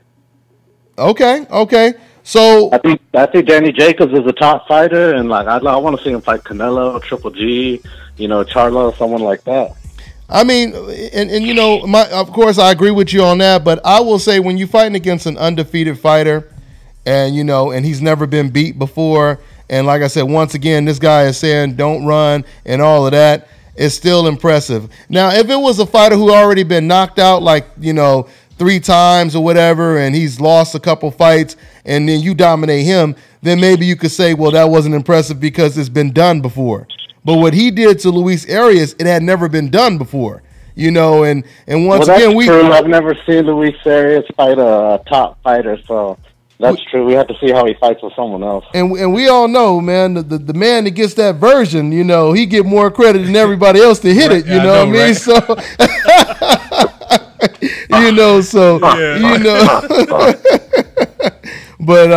But yeah, man. I mean, that's pretty much what it is. I mean, but I agree with you. So you say you want to see them fights. What's your thought? What else is your thoughts? You want to see the Canelo Golovkin fights? What's your thoughts on that?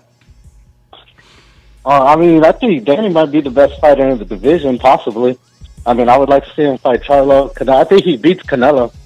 Yeah, I think he's too long for him. Got too much skill. I think so too. I agree with you. I think me personally, I think the toughest fight to call at middleweight is Charlo versus Danny Jacobs. But then you got Andre, who's bouncing back and forth. I don't know if he's contemplating. Did he move? Did he move to 160? He 160 permanently. He is 160. He's 160 now. So he is 160. He vacated. The middleweight division went from one of the weakest divisions. It did. It's starting to look like the welterweight division now. You got just a few people moving up. Yeah, I mean, think about it. Golovkin was there all by himself. Yeah, he was like at the gym by himself. It wasn't nobody in there, or feasting at the buffet or something. He had all the food to himself. Yep. But now you got Andre, you got Charlo, you got Jacobs, you got Canelo, of course, and man, it's something got to give. Like you said, if he's got it's going to be very difficult for Team Golovkin to justify them not fighting one of them guys. Yeah, he has to. Jacobs has a close decision, lost to him. Charlo is his mandatory. The walls are closing in. It is, yeah, man. E. King. He's agent, so. Yeah. E. King, you there? Yeah. Oh, yeah, right here. Yeah, so E. King, so what do you think? Do you think that Golovkin, Abel Sanchez, you think they're going to fight any of those guys or what? What do you think is going to happen with that situation? Man, I don't know. The way Abel Sanchez is talking about, man, I think they're waiting for Canelo. I think the Golovkin right now is just waiting. He's just playing his waiting game with Canelo. Hopefully, he wants the rematch, obviously coming off a draw, and I'm not sure he would. The thing is, he's with K2, and his team is just. I don't think they're risking another potential fight to miss out on a Canelo payday. Otherwise, he might fight Billy Dos Santos if he wins. But I know Oscar De La Hoya is out there, and he's praying that David Lemieux wins. Because if David Lemieux wins, they're going to make the Canelo fight. Guaranteed that's going to happen. Yeah. And, you know, that's sort of a raw deal for Golovkin, but that'll free him up to see if he might, you know, go with Eddie Hearn and make a big fight with Daniel Jacobs again. And that would be very interesting. And I'm going to tell you, Money, I mean, I don't know what you think, but I just thought about it right now with E. King saying that. And, guys, we're going to take another call. Hey, I'm going to let you go 210, JD. I appreciate you calling, all right, man? Cool, thanks. Hey, one last question. Go ahead. Where do you have Rigo down on pound for pound? Rigo on pound for pound list? Rigo at number 2 pound for pound. Yeah, I got him at number 2, man. I agree with you. Well, yeah, I mean, it's so, but I truly believe the winner of this fight, this is what I personally believe. No matter who wins this fight, I believe is number 1. I believe, you know, if Rigo wins this fight, you could say he beat pound for pound Donaire when he was number 3. Right. You could say he beat Lomachenko, you know, being top 5. Those two, you know, not too many fighters can say they beat 2 fighters on the pound-for-pound list outside of Andre Ward and Floyd Mayweather. In the top 5. Yeah, there was there. And then if Loma beats Rigo, you can say he beat Gary Russell, Nicholas Walters, and Rigo. If Loma wins this one, I give him number 1, you know, outright. Yeah, I mean, I don't think he's going to go up 2 weight classes and win, but he's my number 1. Yeah, hey, man. Yeah. No, you can't have a number 1. It's just yeah, he's getting a raw deal too because a lot of people don't recognize him as number 1. And if he does go up 2 weight classes and win, I think he has to be hands down number 1. Yeah, exactly. Oh, you said if Lomachenko does that? No, you're saying if I think Lomachenko. I think it's too much to ask for him to go up 2 weight classes and beat Lomachenko. Well, no doubt about it. Yeah, Rigo. Okay, that's what I thought you were saying. What if Loma does what Rigo is doing? Oh, it's extreme. Rigo is the older fighter. He's the smaller fighter, and like he just said, he's moving up 2 weight classes, not 1, not a catch weight, you know, but 2 weight classes. And we all know, once again, if someone had to move up 2 weight classes to fight Rigo, wow, it wouldn't even be considered a 50-50 fight. It's true. That's true. It would not Absolutely. even be considered a 50. If like In I fact, said, if once I was gonna say the last time we've seen something like this is Bernard Hopkins moving up 2 weight divisions to face Antonio Tarver. For the light heavyweight championship. Yeah. And the thing is, Antonio Tarver isn't a 2-time gold medalist. That's true. That's a good point. Yeah, and man. Shane Mosley, if you go back even further, you know, when he fought against Mosley moving up to face Oscar De La Hoya. Absolutely. Yeah. So those were some of the fighters that did that, and you could see the size disadvantage he went in the ring with, you know, because Oscar was looking huge compared to Shane Mosley. But hey, once again, thanks for your call, man. I'm gonna try to get to some more of these calls. All right, man. Cool. Thanks, man. Later. All right, take care. Boy, that was just strange earlier, man, with the phone calls, man. Good calls. It was like decaf mania or something. I don't know what that was, man, but they all said, you know what, let's just go ahead and just call in and just not say a goddamn thing, you know. But let's try to take some more calls. We're about to wrap it up, but we're gonna try to take a couple more calls. Go ahead, Milt. No, I just wanted to, one more subject, man. Last night, I think the fight of the night or the knockout of the night may have been from the Hebrew Hammer.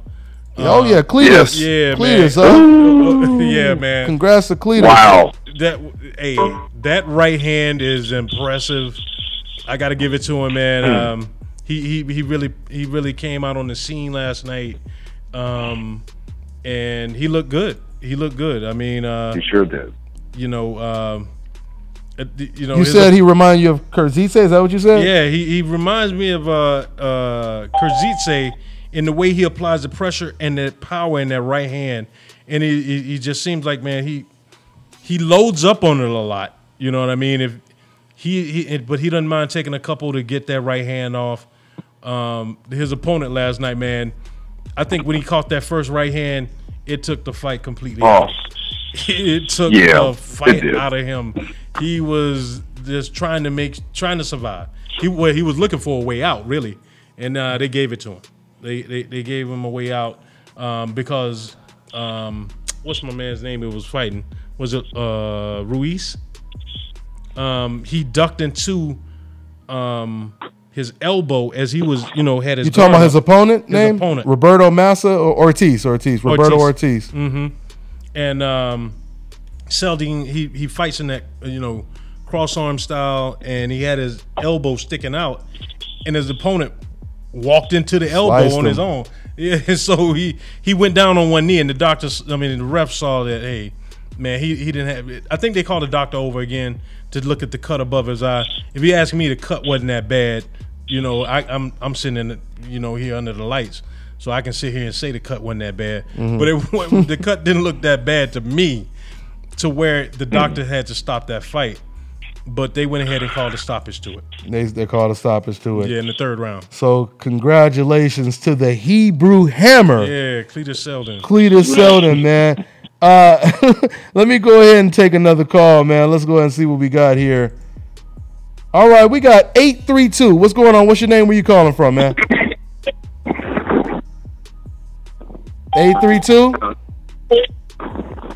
Did we jinx it? Yeah, they didn't call back. They didn't call back. Anyway, let's go to another one. We got a whole bunch of people on hold right now, y'all. We got 631. What's going on? What's your name? Where you calling from? Yo, what's good, Dante? It's Blue Blood Sports TV from New York, man. What's good? Hey, what's going on? Godfather? Hey, good. Wait. Is this Barack? No. Okay. Nah, this Blue Blood Sports. Remember I was talking to you? It's called The Godfather. You the Godfather? You said you was talking to me out there in New York? Yeah. At the Barclay and all that? Blue Blood Sports TV? You know what? I don't want to start guessing, but you don't want to have to go. I interviewed you. You interviewed me. Yeah. Okay. What's going on, family? That's what's up. Yeah. What? Not much. Good. Man. Hey, man. Thanks for calling in, man. What's going on, man? Right. Not much, man. I want to say I want to see Devin Haney fight. I think a perfect fight for him would be Orlando Salido, man. A rough and rugged dude. Oh, You know yeah. what I'm saying? We could really that's a good barometer fight for him, man. No doubt about it. That's a real good fight, man. I mean, but I see him getting Salido out of there around 7 through 9. I don't. I think I can get him out of there. Mhm. But I think that would be a good test for him, man. I think Salido ain't gonna lay down, man. He's gonna come straight for him, man. Yeah, I know. And he's rough, rugged. I think we saw with the Lomachenko fight. Lomachenko wasn't ready for that, man. Somebody that's willing to do anything to get the W. Yeah, man. Absolutely, man. I mean, yeah, but see, that's the thing. I wouldn't mind seeing Tank against Orlando Salido against Tank or Devin Haney. I mean, either one of those, like I said, would be a good fight. But once again, for everybody who missed it earlier, Salido got Ramon coming up. he got Ramon coming up. Ramon.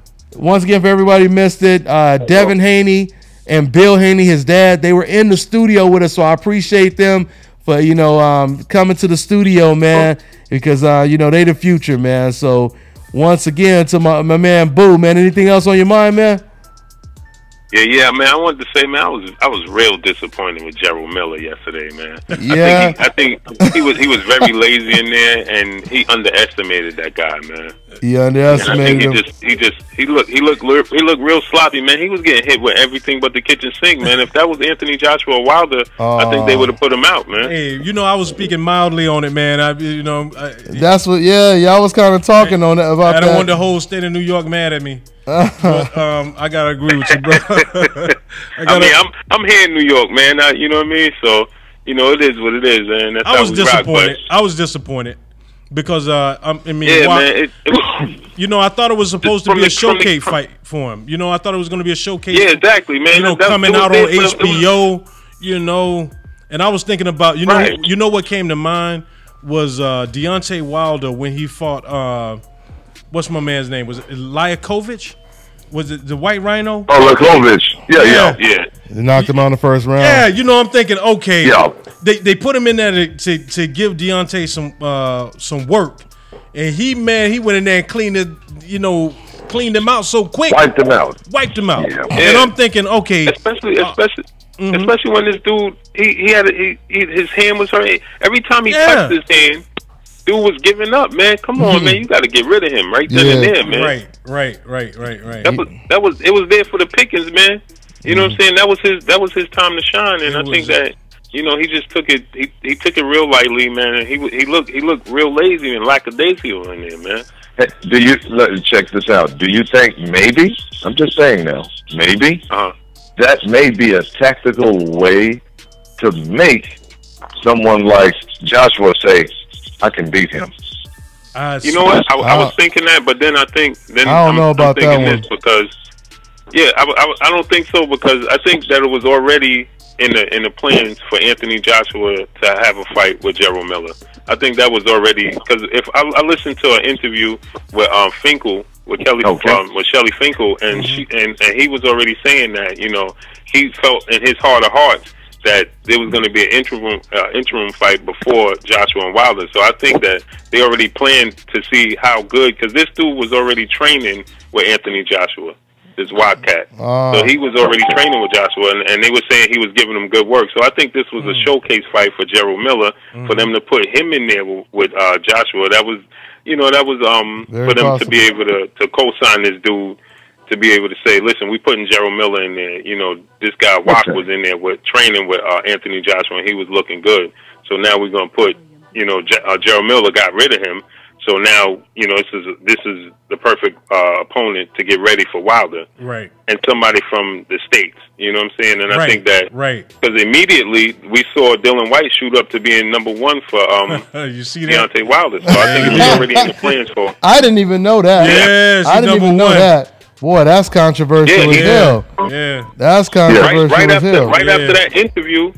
Right after that interview that Deontay Wilder, when he called up there when Eddie Hearn was on the radio, right after that, the next day, Dylan White was number one in the WBC. He was already mandatory for Deontay Wilder. Wow. So I think that was already in the plans. Wow. Okay. Yeah, no doubt about it. I think it was going to be Joshua and Miller, and I think it was going to be Wilder and White. Wilder and White.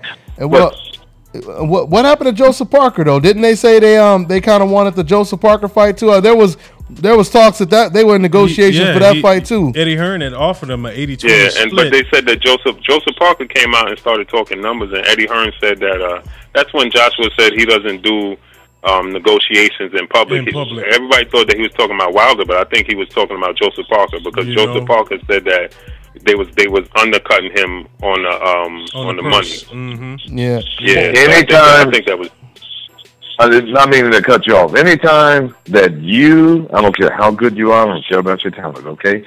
If you are dealing with Eddie Hearn, and you're trying to get leverage to fight one of his guys that has a championship belt, do not expect anything above £2 million in terms of pay. Don't, because that is just how he is. Everything, almost all of these guys, even what's his name, Takam, 1.3 million or 1.4 million pounds. Right. That's the same. Those are the same numbers that he's talking about with Deontay Wilder.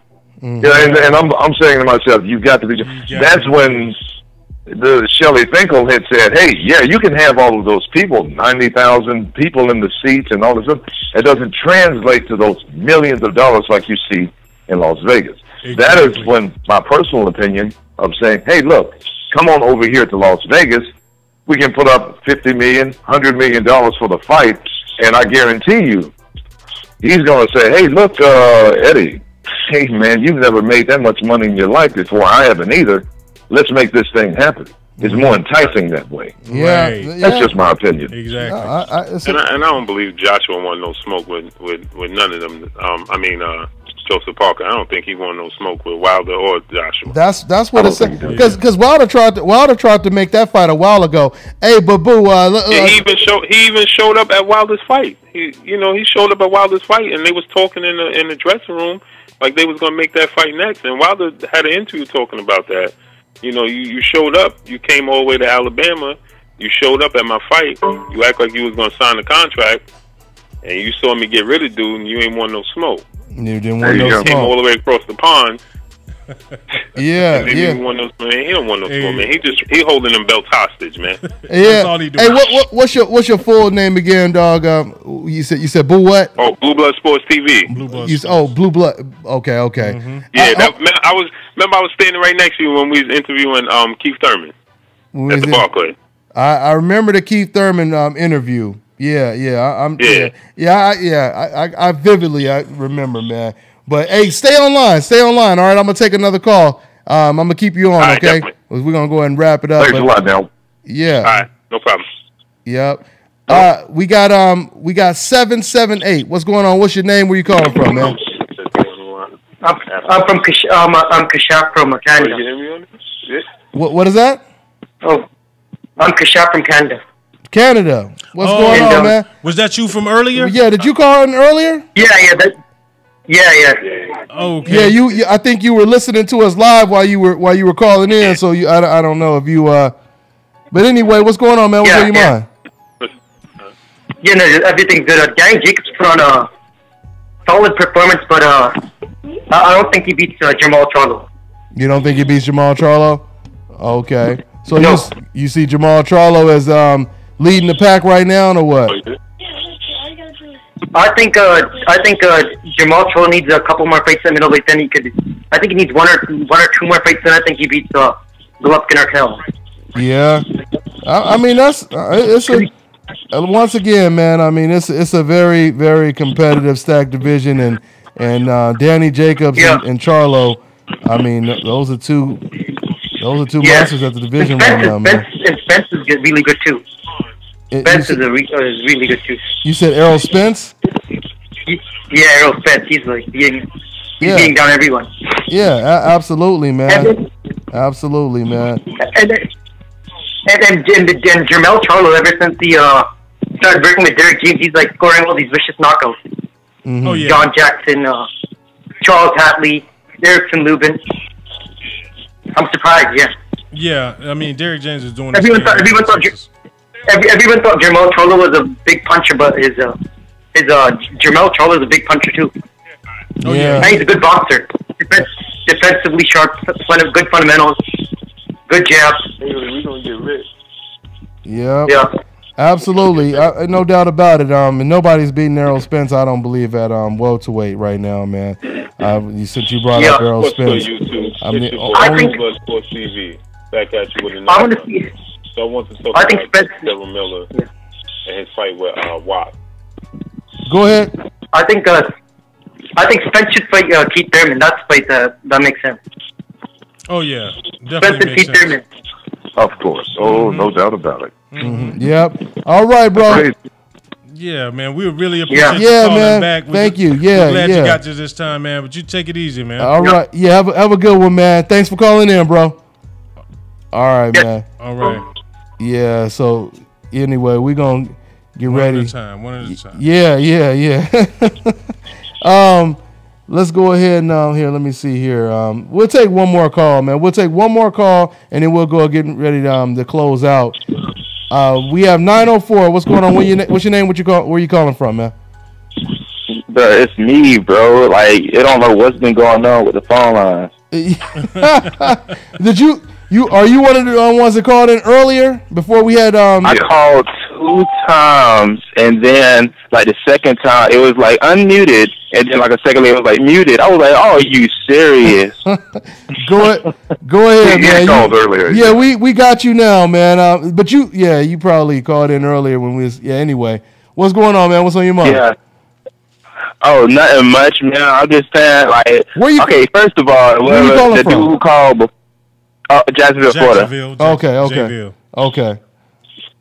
Yeah, so first of all, the dude who called before me, I gotta say, like, first of all, I can't let you disrespect my man Joshua like that. He is not avoiding no Wilder. He is gonna beat that windmill down, bro. Wilder has no smoke, man. Wilder has no smoke, man. I don't understand why these people caught that height. You beat a dude who came off a 2-3 year layoff. And he came in overweight. He didn't even attempt to go to the gym. The dude who's got to fight on street. Let me say. I mean, it ain't his fault, but y'all acting like no. Hold on. Let me just say this real quick. It's true. Like he wasn't supposed to be here. Yeah, but hold on. Let's just say this real quick. If he's a windmill, if he's wild, if he's beating guys, hold on. Let me just finish. If he's beating guys that he's supposed to beat, and he's overrated, why didn't Anthony Joshua fight him long time ago? Why didn't he say, "Oh man, this is a windmill. I'm gonna beat him easy. Look at these opponents that he's fighting. This dude is gonna be so easy to beat. Everybody thinking he's so dangerous. Let me go ahead and beat him like I beat Charles Martin." How come Anthony didn't say that? Because he's the only heavyweight now worth fighting. Everybody else is pretty much gone. Vladimir Klitschko just retired. Luis Ortiz just got busted for PEDs. Povetkin just got busted for PEDs, even though they just pulled that. And then you got Joseph Parker, who's not even willing to do the fight unless he gets more money. So he knows Deontay Wilder is the only person, cash cow, that he's really going to give him the money. So he's just stalling the fight out. Like, I mean, I'm just saying. Like, hold on. Before you keep rolling on, you just said right now. Go ahead. You just said right now that's the only fight that Anthony Joshua feels is worth. That's the only type of opponent. It's worth the money. Yeah, it's worth the money. That's the big. He feels that's the big fight for him. So why is he hesitant to take it? Why isn't he going after the fight? Hold on, I want to hear what he got to say. Go ahead. Okay, so you remember everybody was saying the same thing. Like when they said Canelo was avoiding Triple G, they knew he could have fought at the right time, but they knew as soon as people would have hopped on it, they would have forgotten about him without a week or so. It probably wouldn't have been heavily advertised because if you think about the Canelo and Triple G fight, it wasn't. Canelo gave up his belt though. Canelo gave up his belt.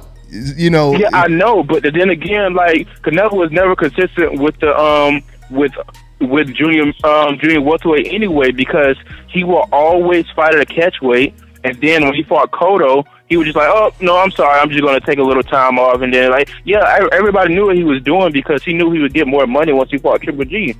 But Anthony Joshua didn't use the excuses that you basically using though. I mean, he didn't bring up Canelo. He didn't use these excuses. He said this is what Anthony Joshua said.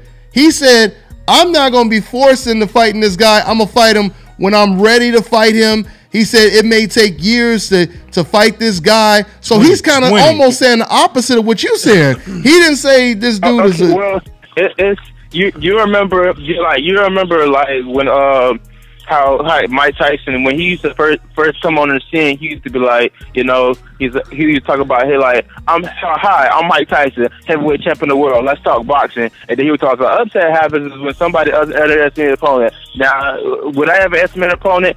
Yeah, I might, but sometimes I just train myself. I train myself according to what's going on in front of me, and then of course, eventually somebody's gonna overthink. They're gonna oversimplify some fighters in front of them. But I'm saying, I feel like he know he can already beat this guy because it's like, look at what he's done. He fought Vladimir Klitschko. He beat like one of the top dogs they have. Yes, he was on a 2-year layoff, but that's one of the brutal. Okay. Now, you just made a point there, and everything you just said just a second ago just canceled itself out like an equation. Now, you just said, okay, check this out. You said Vladimir Klitschko is what now? How long had it been before Vladimir had a fight? It's been a year or two. It's about a year and a half or something. And he lost, right? Yeah. Okay, so what I'm doing is I'm seeing what these guys have in common. Both Vladimir and both Stavern. You're watering Stavern down, but you're not watering Vladimir down. Absolutely. Okay. Well, this is how I put it. Like, this is how I put it. How do I make an example? Okay, you remember? Okay, I remember when the fight my dad told me about it. I wasn't born at the time. My dad told me when he was expecting for Mike Tyson to Mike Tyson was going up against what's his name, James Bone Crusher Smith, And I think what he was doing, that was back in Yeah, '87. Yeah, and then he was telling me how he was setting this guy to get knocked out. But he was saying like, I don't get how you not be intimidated by some guy like this. I get it. I'm not trying to contradict myself by saying Severn like was doing this. He was he was bottom feeder for Wilder, which he is. He was bottom feeder for Wilder because he beat him the first time. But I'm saying with Wilder, in shape or not, this is a brutal punching heavyweight. He got hit by that brutal punching heavyweight. He got up and finished that brutal punching heavyweight. It's a matter of what he did in the trenches. Wilder has never really been in the trenches as of yet. You seen when he fought Severn the first time. Yeah, Severn got off a good bit of punches, but was he really there? Did he really hurt Wilder? Like, was he really in the? No, because he never really had. But to see, take this that is the thing, though. Once again, if everything you saying makes sense, Anthony Joshua, he would be thinking, you know what? I have to get this guy before anyone else does. This dude, he's beating guys like this. He's windmill. He's an overrated fighter. I want to be the first person to expose him. He's not going to let other people jump in the ring that can expose him before. So he's doing the opposite of what you're saying. The only way that makes sense is if Anthony Joshua is showing the same urgency that Deontay Wilder is showing to fight him. So you can't really speak. Deontay Wilder has fought for about 40 times, so of course he's urging to fight somebody like Anthony Joshua because he hasn't. But why Anthony? But why isn't Anthony? Because he has less fights. Because Anthony Joshua is like he's just pulled up like on the scene. Oh, like, so he's not ready. Not just pulled up. So he's not ready. What one more time? You said he just pulled up, so you said he's not ready. No, he's not. No. I'm not saying he's not ready. He is ready. It's just said like I know what he's doing. I personally know what he's doing. He's trying to build the fight up because that's really the only heavyweight left. It's too many inconsistencies with the other heavyweights. But why you gonna build it up? First time I wasn't contradicting myself. Sorry. But why? But yeah, I said. But my thing is, if once again, if they can make a whole lot of money right now, and they're both the champions. Charles Martin was a champion. As soon as Charles Martin got the belt, he was an American champion. He didn't even have it on his waist. Yeah. Soon as he got before he got the phone call. Because how did he get that belt? His opponent hurt his knee. Injured himself. Yeah. So think about that for a second. All the stuff you saying about Wilder, you could say the same things about Charles Martin. Mm-hmm. He didn't fight anyone. He was overrated. He ain't as good as some people say he is. Okay, so why Anthony take that fight right away? He took that fight because like they knew as soon as somebody fight this person, it was gonna be like one of them fights you never knew about. You remember when Shane Mosley fought that one guy when he was Roberto Duran? Nobody really knew about that fight, but everybody knew like that was a mandatory. Wait, hold on. Like, you kind of you spinning off. Hold on for a second, man. Let's look at the similarities. Deontay Wilder is a champion. Charles Martin is a champion. They're both American. In your eyes, they both overrated. They both don't deserve the credit that Anthony Joshua would deserve in your opinion. So once again, if they both a champion and Anthony Joshua wanted to take the belt from Charles Martin, how come he don't want to take the belt from Deontay Wilder right away? Like I said, he knows Wilder is probably the only credible heavyweight. It's with the other heavyweights. It's too many. That's even more of a reason for him to fight him. That's like saying the only good food at this restaurant is right here, but I'm not gonna eat that. I'm gonna eat all the other food that I really don't like as much. You know what I'm saying? If you have one fight, because think about it for a second. He knows he's gonna bite the bullet. Everybody else is gonna drag him to make it like everybody else gonna be like, Wilder's gonna KO him this, Wilder's gonna KO him this, that. But he know at the end of the day he getting paid in the end, so he know I'm gonna bite the bullet now. I'm gonna take this little heat from the audience. Dante's Boxing Nation 78 gonna make videos about how I'm ducking and dodging Wilder, and then once I get in there and blow Deontay Wilder, what they gonna say now? Then they gonna want me to rematch, and I'm gonna get paid more money. Like he know what he doing. Like I'm gonna bite the media bullet now, so I can get paid real deal. But everybody said Canelo was ducking what he did to Triple G. He was embarrassing to do like the first half of the fight. Triple G he gave him a good fight, but it was embarrassing to do. Like he knew what he was doing. So once again, so Deontay Wilder wants Joshua now, but Anthony Joshua, he doesn't want Deontay now because he wants people to believe that he's ducking him. That's what you're saying? Yeah, obviously because he knows that it's going to be more. It's going to be more fun. Yeah, like I said, you're biting a bullet now, so I can get paid big money. Like it's like when Keith Thurman, he didn't even respond to the meeting where everybody said he was ducking when he injured himself. He was like, nah, I'm not even trying to deal with that. He said, because I know, he said it wasn't even Sean Porter talking, it was his father talking, and his father talking for him, it's promoting him for him. It's like when Abel Sanchez was saying all this stuff about Andre Ward, the diva. Andre Ward said, I'm not even gonna deal with that, bro, because I personally just talked to this dude just like a second ago. He said, I really don't care what I really don't care what Abel Sanchez and them said. Tell us when he's gonna fight. Let's end it with this. Tell us when he's gonna fight him. Since you know that this is all planned out, when is he gonna fight him? Well, I don't know, Anthony. Wait, you don't know? I thought you. I just saw a comment from Mr. Boxing today. Mr. Boxing. I just saw the best comment. I'm just saying. I just saw the best comment from Mr. Boxing today. He said everybody out here want to be promoters and managers and fight figures. I'm just saying. We just fans, man. We just want to see the best fight the best. Look at it. It's a 50-50 fight. It's a toss-up fight. I mean, AJ can win that fight, but he ain't gonna walk through Deontay to win it. I just let him go. You know, I just let him go. I mean, like once again, man. He's telling us he knows the plan. He knows the plan. He knows why Anthony Joshua not fighting him. And then when I say, okay, so you already know. So when is he gonna fight him? Well, you know, I don't know. I'm not Anthony Joshua. Oh, now you saying you're not Anthony Joshua. Now you saying you can't speak for him. But before you've been speaking for him for 20 minutes. He laced that thing up, man. He laced it up all nice and neat, put the bow on it.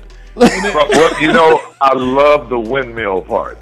I love the windmill part, man. I love it. Yeah. If he's a windmiller, that means you can beat him. You can beat him. What I want him to understand. Why are you not running towards him, towards the target? That contract right now. But what I want him to understand is we appreciate you calling. Oh, I love it. I love Giving us that insight. Oh, I love that insight. We want you to call back anytime you. Absolutely. Get ready. Oh yeah, we can't figure out everything about biting the bullet and all of that stuff, man. So we need people to call in and give us some insight and give us that knowledge. This dude said, Dante, you should send me a shirt for listening to this fool. Yeah. Hey, listen, man. Man. Once again, but I do like when people call in like that, so we can, and we can expose the ignorance.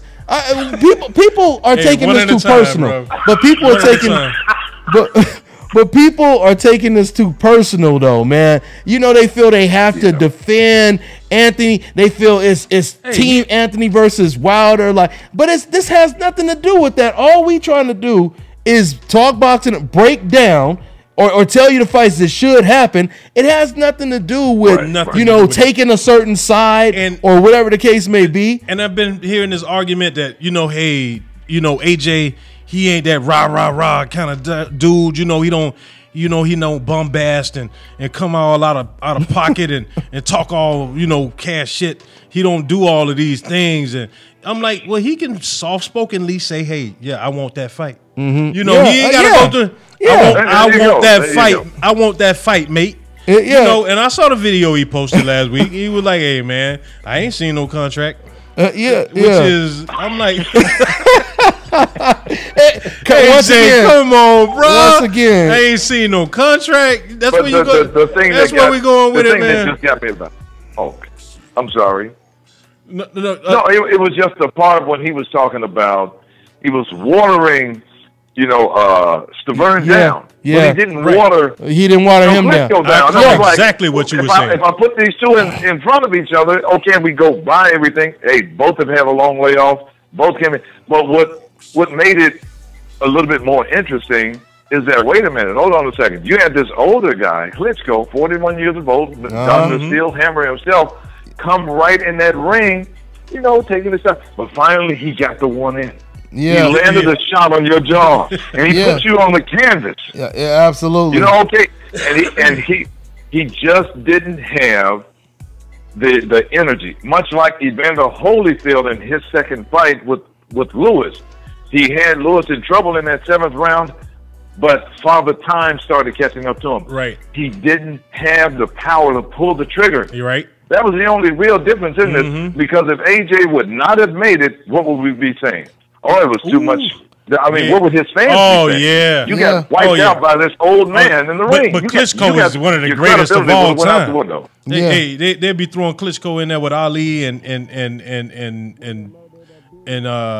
Joe Frazier. Legendary. Yeah, legendary status. Yeah. But when he lost to AJ, then it's like, well, you know. Yeah. Hey, man. I mean, it didn't add up at all. It didn't add up at all. I mean, once again, you know, it makes me think of when Floyd Mayweather, when he fought Gaddy, you know, he was talking about all of Gaddy's flaws, which is more of a reason, which made sense why Floyd wanted the fight. Right. He was like, he's flat-footed, I'm going to stop him. Ain't no guy who's flat-footed like that is going to beat me, blah, blah, blah, blah, blah. He's a club fighter. You don't say all of that and then say, but I don't want to fight him right now. I'm not going to be forced to fight this guy. You know, You know, like I said, that you start off, Wilder is this. He was so focused on discrediting Wilder that he didn't realize he was contradicting himself for why Wilder should actually be the first person to beat him. And like Anthony Joshua should be the first person to beat him. Exactly, because like you were saying, if he was the slouch you making him out to be,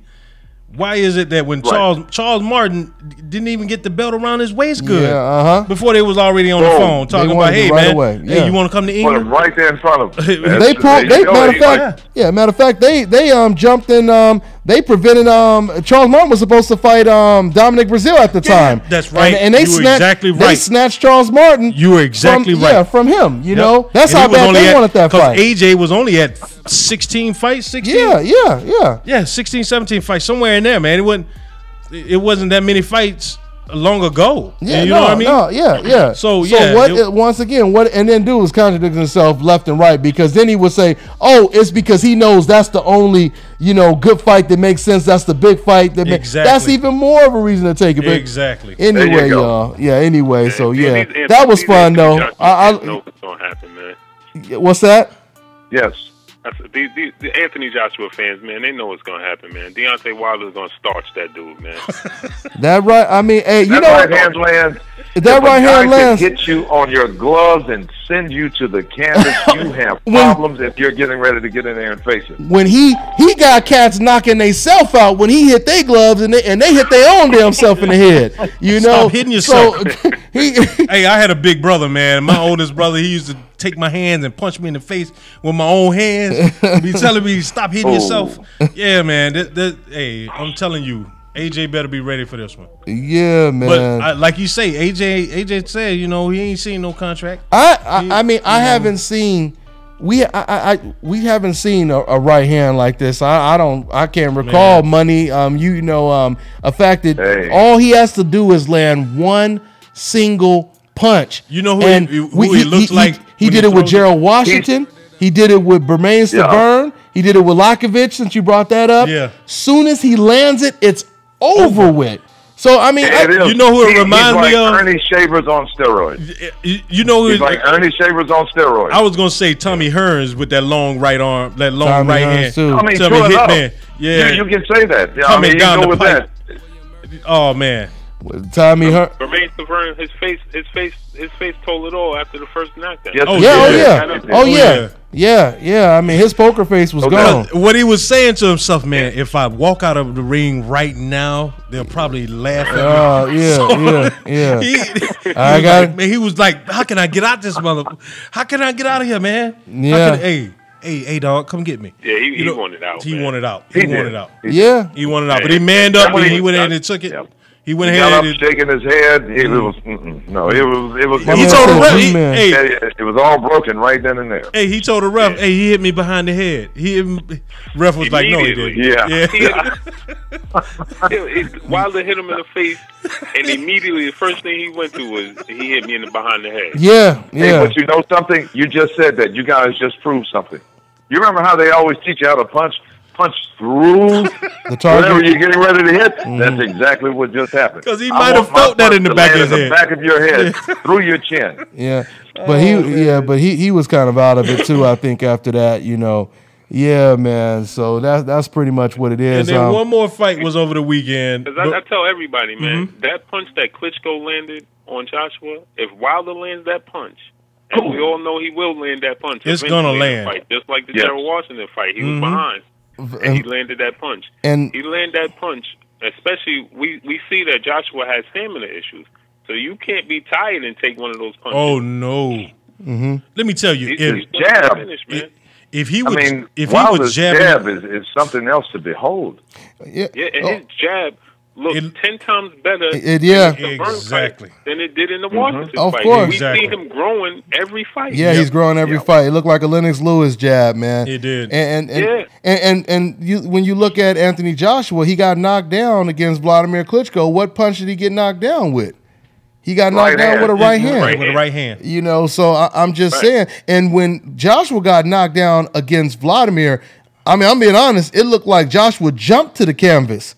Do you remember when he got caught with that shot? I remember. It just looked like it was a different type of Joshua. Like, you know, it just instilled some type of. Yeah, I'm trying to, you know, it just. He had a very painstaking look on his face. Thank you. It just tells the truth. Yeah, very revealing. Very revealing, man. CES talking about Stavern said, "Which one of y'all kicked me?" I didn't say, he knows that Klitschko let him off the hook. And I didn't say and somebody in the comment section says, so DBN, are you saying there's no way Joshua can beat Wilder? We didn't say that. No. We didn't say that at all. No. Joshua has a very good chance of winning the fight. We just saying what Joshua cannot get hit with. Right. He can't get hit with the right hand. I don't know if we can say the same thing about Joshua, what Wilder can't get hit with. I don't know if we can say. But we know almost for a fact that if Wilder lands that right hand, it's most likely a wrap. It's a wrap. You know, and another thing too. You know what? If you go back to the first Stavern fight, Stavern probably gave Wilder his biggest challenge ever. And even there were some times that Wilder did look tired, but it was because of Stavern talking noise during the fight. Right. That's what fed Wilder in that ring, and and you saw him come back to life again. That helped him to. You know move what? him up another level psychologically, and it's like, and Stavern was landing some good shots on him, and Stavern does not. He's a pretty decent puncher. He is. He is. So I'm like, Wilder's chin has been somewhat tested, and his stamina too, and he bounced back. And you know what? And he's knocked out most of his opponents between round 1 through round 12. That was a very dangerous guy. The next guy who was like that was, I think, Oscar De La Hoya, who's knocked out almost all of his opponents in each round. That is a very dangerous fighter. It is. Because you got power at every stage of the fight. In the Gerald Washington fight, he showed poise. He was behind. You know, he was very calm in there. He waited. He waited for his shot. But we all know that if he gets you hurt, that killer instinct is something. It goes back to that one. There you go. Yeah, and that killer instinct is something that Vladimir Klitschko didn't show in that fight when he hurt Joshua. He didn't show it. Exactly. Yeah, and y'all hearing it from my man Blue Blood Boxing. Once again, go ahead and let them know where they can follow you at too, man. You got some good stuff, man. You said Blue Blood Sports. Blue Blood Sports TV. Yeah, man, you got some good stuff, family. Yeah, man. He was out there in New York with me. We were covering that Barclay, that fight out there. What was it? The Charlo, the triple header out there. But you know, I want to say something else about stamina, Money. When you brought up stamina, you look at the contrast how you got some, you know, fans now trying to discredit Wilder and saying, oh, Bermain was fat and he was this and he was this and he was that. Now Bermain, he said that he wanted to come in heavier because he was dehydrated the first fight. That's one thing. The second thing I want to say is if you look at the contrast of how Wilder did against Bermain to take the title from Bermain when Bermain was lighter. You know, you could say he was more aggressive. He was coming forward. He even ate a couple right hands in that fight. You notice Deontay Wilder never got discouraged. He never got worn down. Never did. Psychologically, he never started to, weaken or question himself. I mean, I'm just saying, when you look at the Joshua versus Takam fight, by way of contrast, we did see Anthony Joshua. And I'm not trying to say, this tells us who wins the fight, but this is, something to note. We seen Anthony Joshua slow down in that fight. And we seen all of a sudden the referee jump in unnecessarily in that fight. We didn't see Wilder when Wilder couldn't knock him out. What I'm saying is he didn't get frustrated. He didn't start to see, because a lot of fighters psychologically, they start to break down like, oh, this is different. This dude ain't going nowhere. Right. He keep coming forward. Pressure. Yeah, they get discouraged and they start to psychologically fall apart. Right. And we didn't see that with Wilder when he fought against a lighter, heavyweight champion of the world, Bermane Stiverne. So, exactly. That. To spin off from what you just said, this is what's dangerous, because it's a spin off of what you just said. You're in there, okay, you're Anthony Joshua, I'm Anthony Joshua, I have all these big muscles, I have this smaller guy, Takam, in front of me, and he's not the kind of puncher that I am. He's definitely not the kind of puncher that Deontay Wilder is, and I'm dead tired around about the 4th or 5th round. Exactly. What is wrong with this picture? And he's really not throwing a lot of punches. Right. And I'm dead Exactly. tired. What is wrong with this picture? Exactly. Oh boy. Yeah. Exactly. Yeah. I feel you. I see. I feel you. But that's what Anthony and that's something else that Wilder. Wilder was like, it's either it's only two reasons. Why Anthony Joshua wouldn't want this fight. And this is what Deontay Wilder was suspecting. He was suspecting that either Anthony Joshua is juicing, or he's just, he's fearing, that he may possibly lose to Deontay Wilder. That's what Deontay Wilder said. So yeah, and man. the thing is, I don't know. I don't think AJ is scared. I don't think he's scared of the man. I think he's a fighter. Scared is a strong word, but the thing is, I think if you want to stay undefeated, but let's just look at it for what it is. You are an independent business owner, okay? And every decision that you make is a business decision. Now, I'm about to potentially take this major league financial nosedive from getting paid $13.5 million, 14 million pounds a fight, probably back down to maybe 3 to 4 million pounds per fight. Hey, I got to really think about this now. Right. That's true. Yeah, that's, you got to think about it. And the word is think. Go ahead. Think about it. With the UK though, they, even though fighters take a loss over in the UK, they still support their fighters. Oh, no doubt. Over here, man. That's true. Absolutely. Exactly. Now you're right in what you're saying, but I'm going to just maybe I'm looking at it a little bit different. You're 1,000% correct in what you just said. Now, your supporters are still there, but this promoter right here, what's his value? Because he's the one paying you. Now, true enough, these people may come out and pay all of the money and everything to come watch you fight. That doesn't mean that you're going to make that kind of money, which goes back to what Shelly Finkel had said. Hey, you have this 90,000 people in the seats. That doesn't Why is it that you're 90,000 people in the seats, but you're only getting paid 13 million pounds? Versus these people, you have some 20,000 people in the seats, maybe even 30,000 at the most out in Las Vegas. You're getting paid $300 million. What is wrong with this picture? What is wrong? Yeah, and not only that, but what's right with this picture? And not only that, money. Came out and he said that he don't. That's because over in UK they don't charge, over here in the States they triple and double what they charge over there. But yeah. But on top of everything you guys are saying right now, remember, Charles Martin, he didn't have no fan base. Right. Dominic Brazil didn't, he all didn't he have had no was a strap. Yeah. He probably just had him and his Uber driver. That's the only fan he probably, and that dude that just met him, you know what I mean? So we have to mute Dante's mic because he's making a little bit too much sense out there.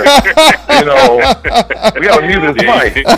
You can't be making too much sense. Yeah, they don't like that. You bring that up to one of those decaf fans that say something like that. The moment they come out there and say, well, Deontay Wilder, he doesn't transfer in reference to the fan base. Well, you go throwing that information out there, all of a sudden, There you go with the crickets and frogs. Yeah, that's exactly what's going to happen. It makes too much sense. It makes way too much sense. This is some of the headlines of bullshit. Joshua was talking about the weight, but his weight is actually the one that's the problem. Deontay Wilder's weight doesn't bother him. No, it Joshua has the weight issue. I tell y'all what, clearly all those muscles is getting to him. It's getting to him. Yeah, Hey, absolutely. hot off the wire, Oscar De La Hoya made 2 statements this past week.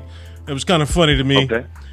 First one was, you know, he got it, Deontay, to 33-0, I think it was. Yeah, and he was saying that if he was still Wilder's promoter, he'd be a superstar. He'd be a superstar. He'd be the Black Canelo on Golden Boy Promotions. that's what he's saying. Basically, he's saying, hey man, you know, AJ would be begging him for the fight. Yeah, you know, it wouldn't be it would be the other way around. But how would he do it though? What would he do? Would he just have him hanging with Canelo? And how would he just all of a sudden? What would he do different that PBC and everybody else done did? Oh man.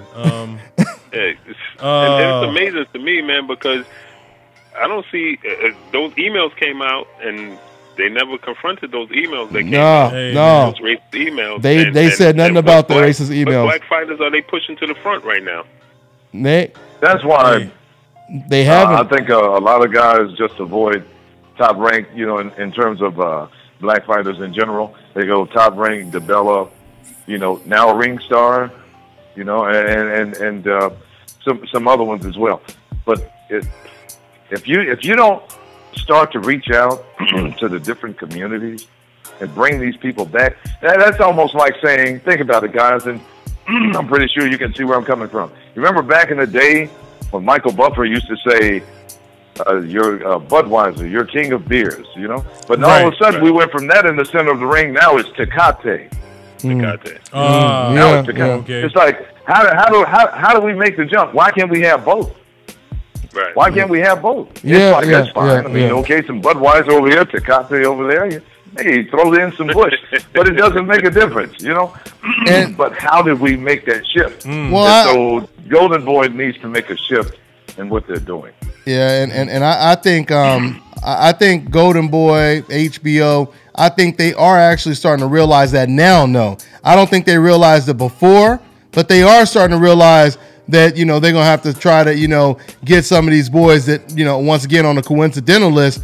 You know, they feel they're gonna have to invest in them now because, like I said, now that's why Oscar is saying this stuff now. He wasn't saying this that long ago, but he's saying it now. If I was, you know, we already know he tried to get Errol Spence, you know, and now he's trying to get Deontay Wilder. Like I said, a lot of these promoters, they realizing these guys that sign without Heyman, they don't have promoters, and they like, man, you know, these are the guys. Once again, Oscar De La Hoya, he just said this off of Deontay Wilder's most vicious knockout.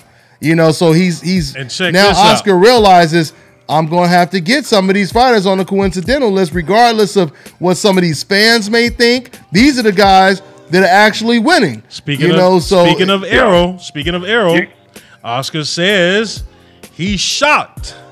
He seemed just dismayed that Errol is fighting Lamont Peterson next, and that he's getting paid $3.5 million to do it. He's saying that. Well, he's saying he's getting paid too much, or he made it seem as though Errol is getting paid too much. And but you want to promote him, and you. I don't understand where he was coming from on this logic. Oh wow! The video is posted up. I believe it's on Fight Hype. Please forgive me if I'm. I saw that. Yeah, he's talking that about like Bob Arum. No, that sounds like big Bob. shot, You know, Bob. hey, I'm shocked. I can't believe these guys are getting paid that kind of money. They told him that he was fighting Lamont Peterson, and he was like, "Who? What?" He was like, for how much? 3.5? What? He was like, no, man. He was like, what you got to do? He's like, they want the money now, but what you want to do is build up a fighter. See, if I was promoting him, I would be bringing him along. I'd make him a superstar. I wouldn't give him that much. That's like a job trying to, you know, recruit you. You know, saying, come work with us. We'll pay you less. You know, they paying you too much over there. Why don't you come work for us? We'll give you a nice little pay cut. You know, I mean, that don't make no damn sense. None whatsoever. There you go. That don't make no damn sense. Yeah, that's a good way to put that, though. That's a very good way to put that. Because he said he want to sign Errol, but he getting paid too much. Go ahead. If we remember when Deontay Wilder was on Golden Boy and he had those 33 fights, everybody was calling him Bum Squad because he was fighting nobody but bums. Right. Yeah. Oh, yeah. Oh, they was until he left Golden Boy. Right. Was when he, was getting more respect. Mm-hmm. But see, a lot of people don't even remember that Deontay Wilder was signed with Golden Boy, which tells you that that he wasn't making him in a star. Because Canelo, before Canelo fought anyone, people knew who he was. I'm saying not. I mean, he wasn't a mainstream star, but he was way bigger than what Wilder was when, like you said, he had 20, 30 fights or whatever when he was with Golden Boy. Nobody knew who he was, Right. So, yeah, man. And even King Kong Ortiz. Once again, Golden Boy has to show and prove. It's easy to say it, but you have to show us how you can make someone a star. You can't just say you can do it. You got to show and prove. Gotcha. So, but guys, we're gonna go ahead and wrap it up. Take us out, Milt. Hey, the only thing got coming up next week, we got Anthony Durrell, Dennis Douglin. Y'all make sure y'all check that one out. That's going to be on PBC card on Fox Sports 1. And on the 18th, you got Carl Frampton fighting. We got Jerwin and Kajas and Jamie Conlon. They're going to be fighting for the bantamweight title. We got Julian J. Rock Williams fighting Ishe Smith. That's going to be That's here a good local. one. It's going to be a good one, man. I'll be in the building for that one. That's a good one. Most def. And Earl Newman, Lionel Thompson, Carl Frampton. Let me see. I already said with that one. And then on the 25th, you got Mr. Sergey Kovalev. Shabransky. And Shabransky. Sullivan Barrera will be on the undercard. So I think that he becomes a mandatory for Bivol if he wins this fight. And that's, if I'm not mistaken. And that's cold-blooded that Better BF got an IBF title, and he didn't even have to fight Barrera, and he Let me tell y'all this, man. All of these fighters, a lot of these European fighters, and I have nothing against these people as being Eastern European fighters, or I don't care if you green, purple, blue, but when Limpinets is only at 13 fights, Bivol is at 10, 11 fights. Better BF, 11 fights. Lomachenko come in and fight for a title at 2 fights. 2 fights. Come on, listen, man. You got cats over here busting their ass coming up through the ranks, and you just propel these people out here and just give them title opportunities. When like the brother I just mentioned a minute ago, man, from Rougarou from Louisiana. Progress? Progress. Regis Progress down in Louisiana. This cat is at 20 fights, man, and has been running through cats. And Limpinets, don't get me wrong, he's a damn good fighter, but I don't think he's on his level.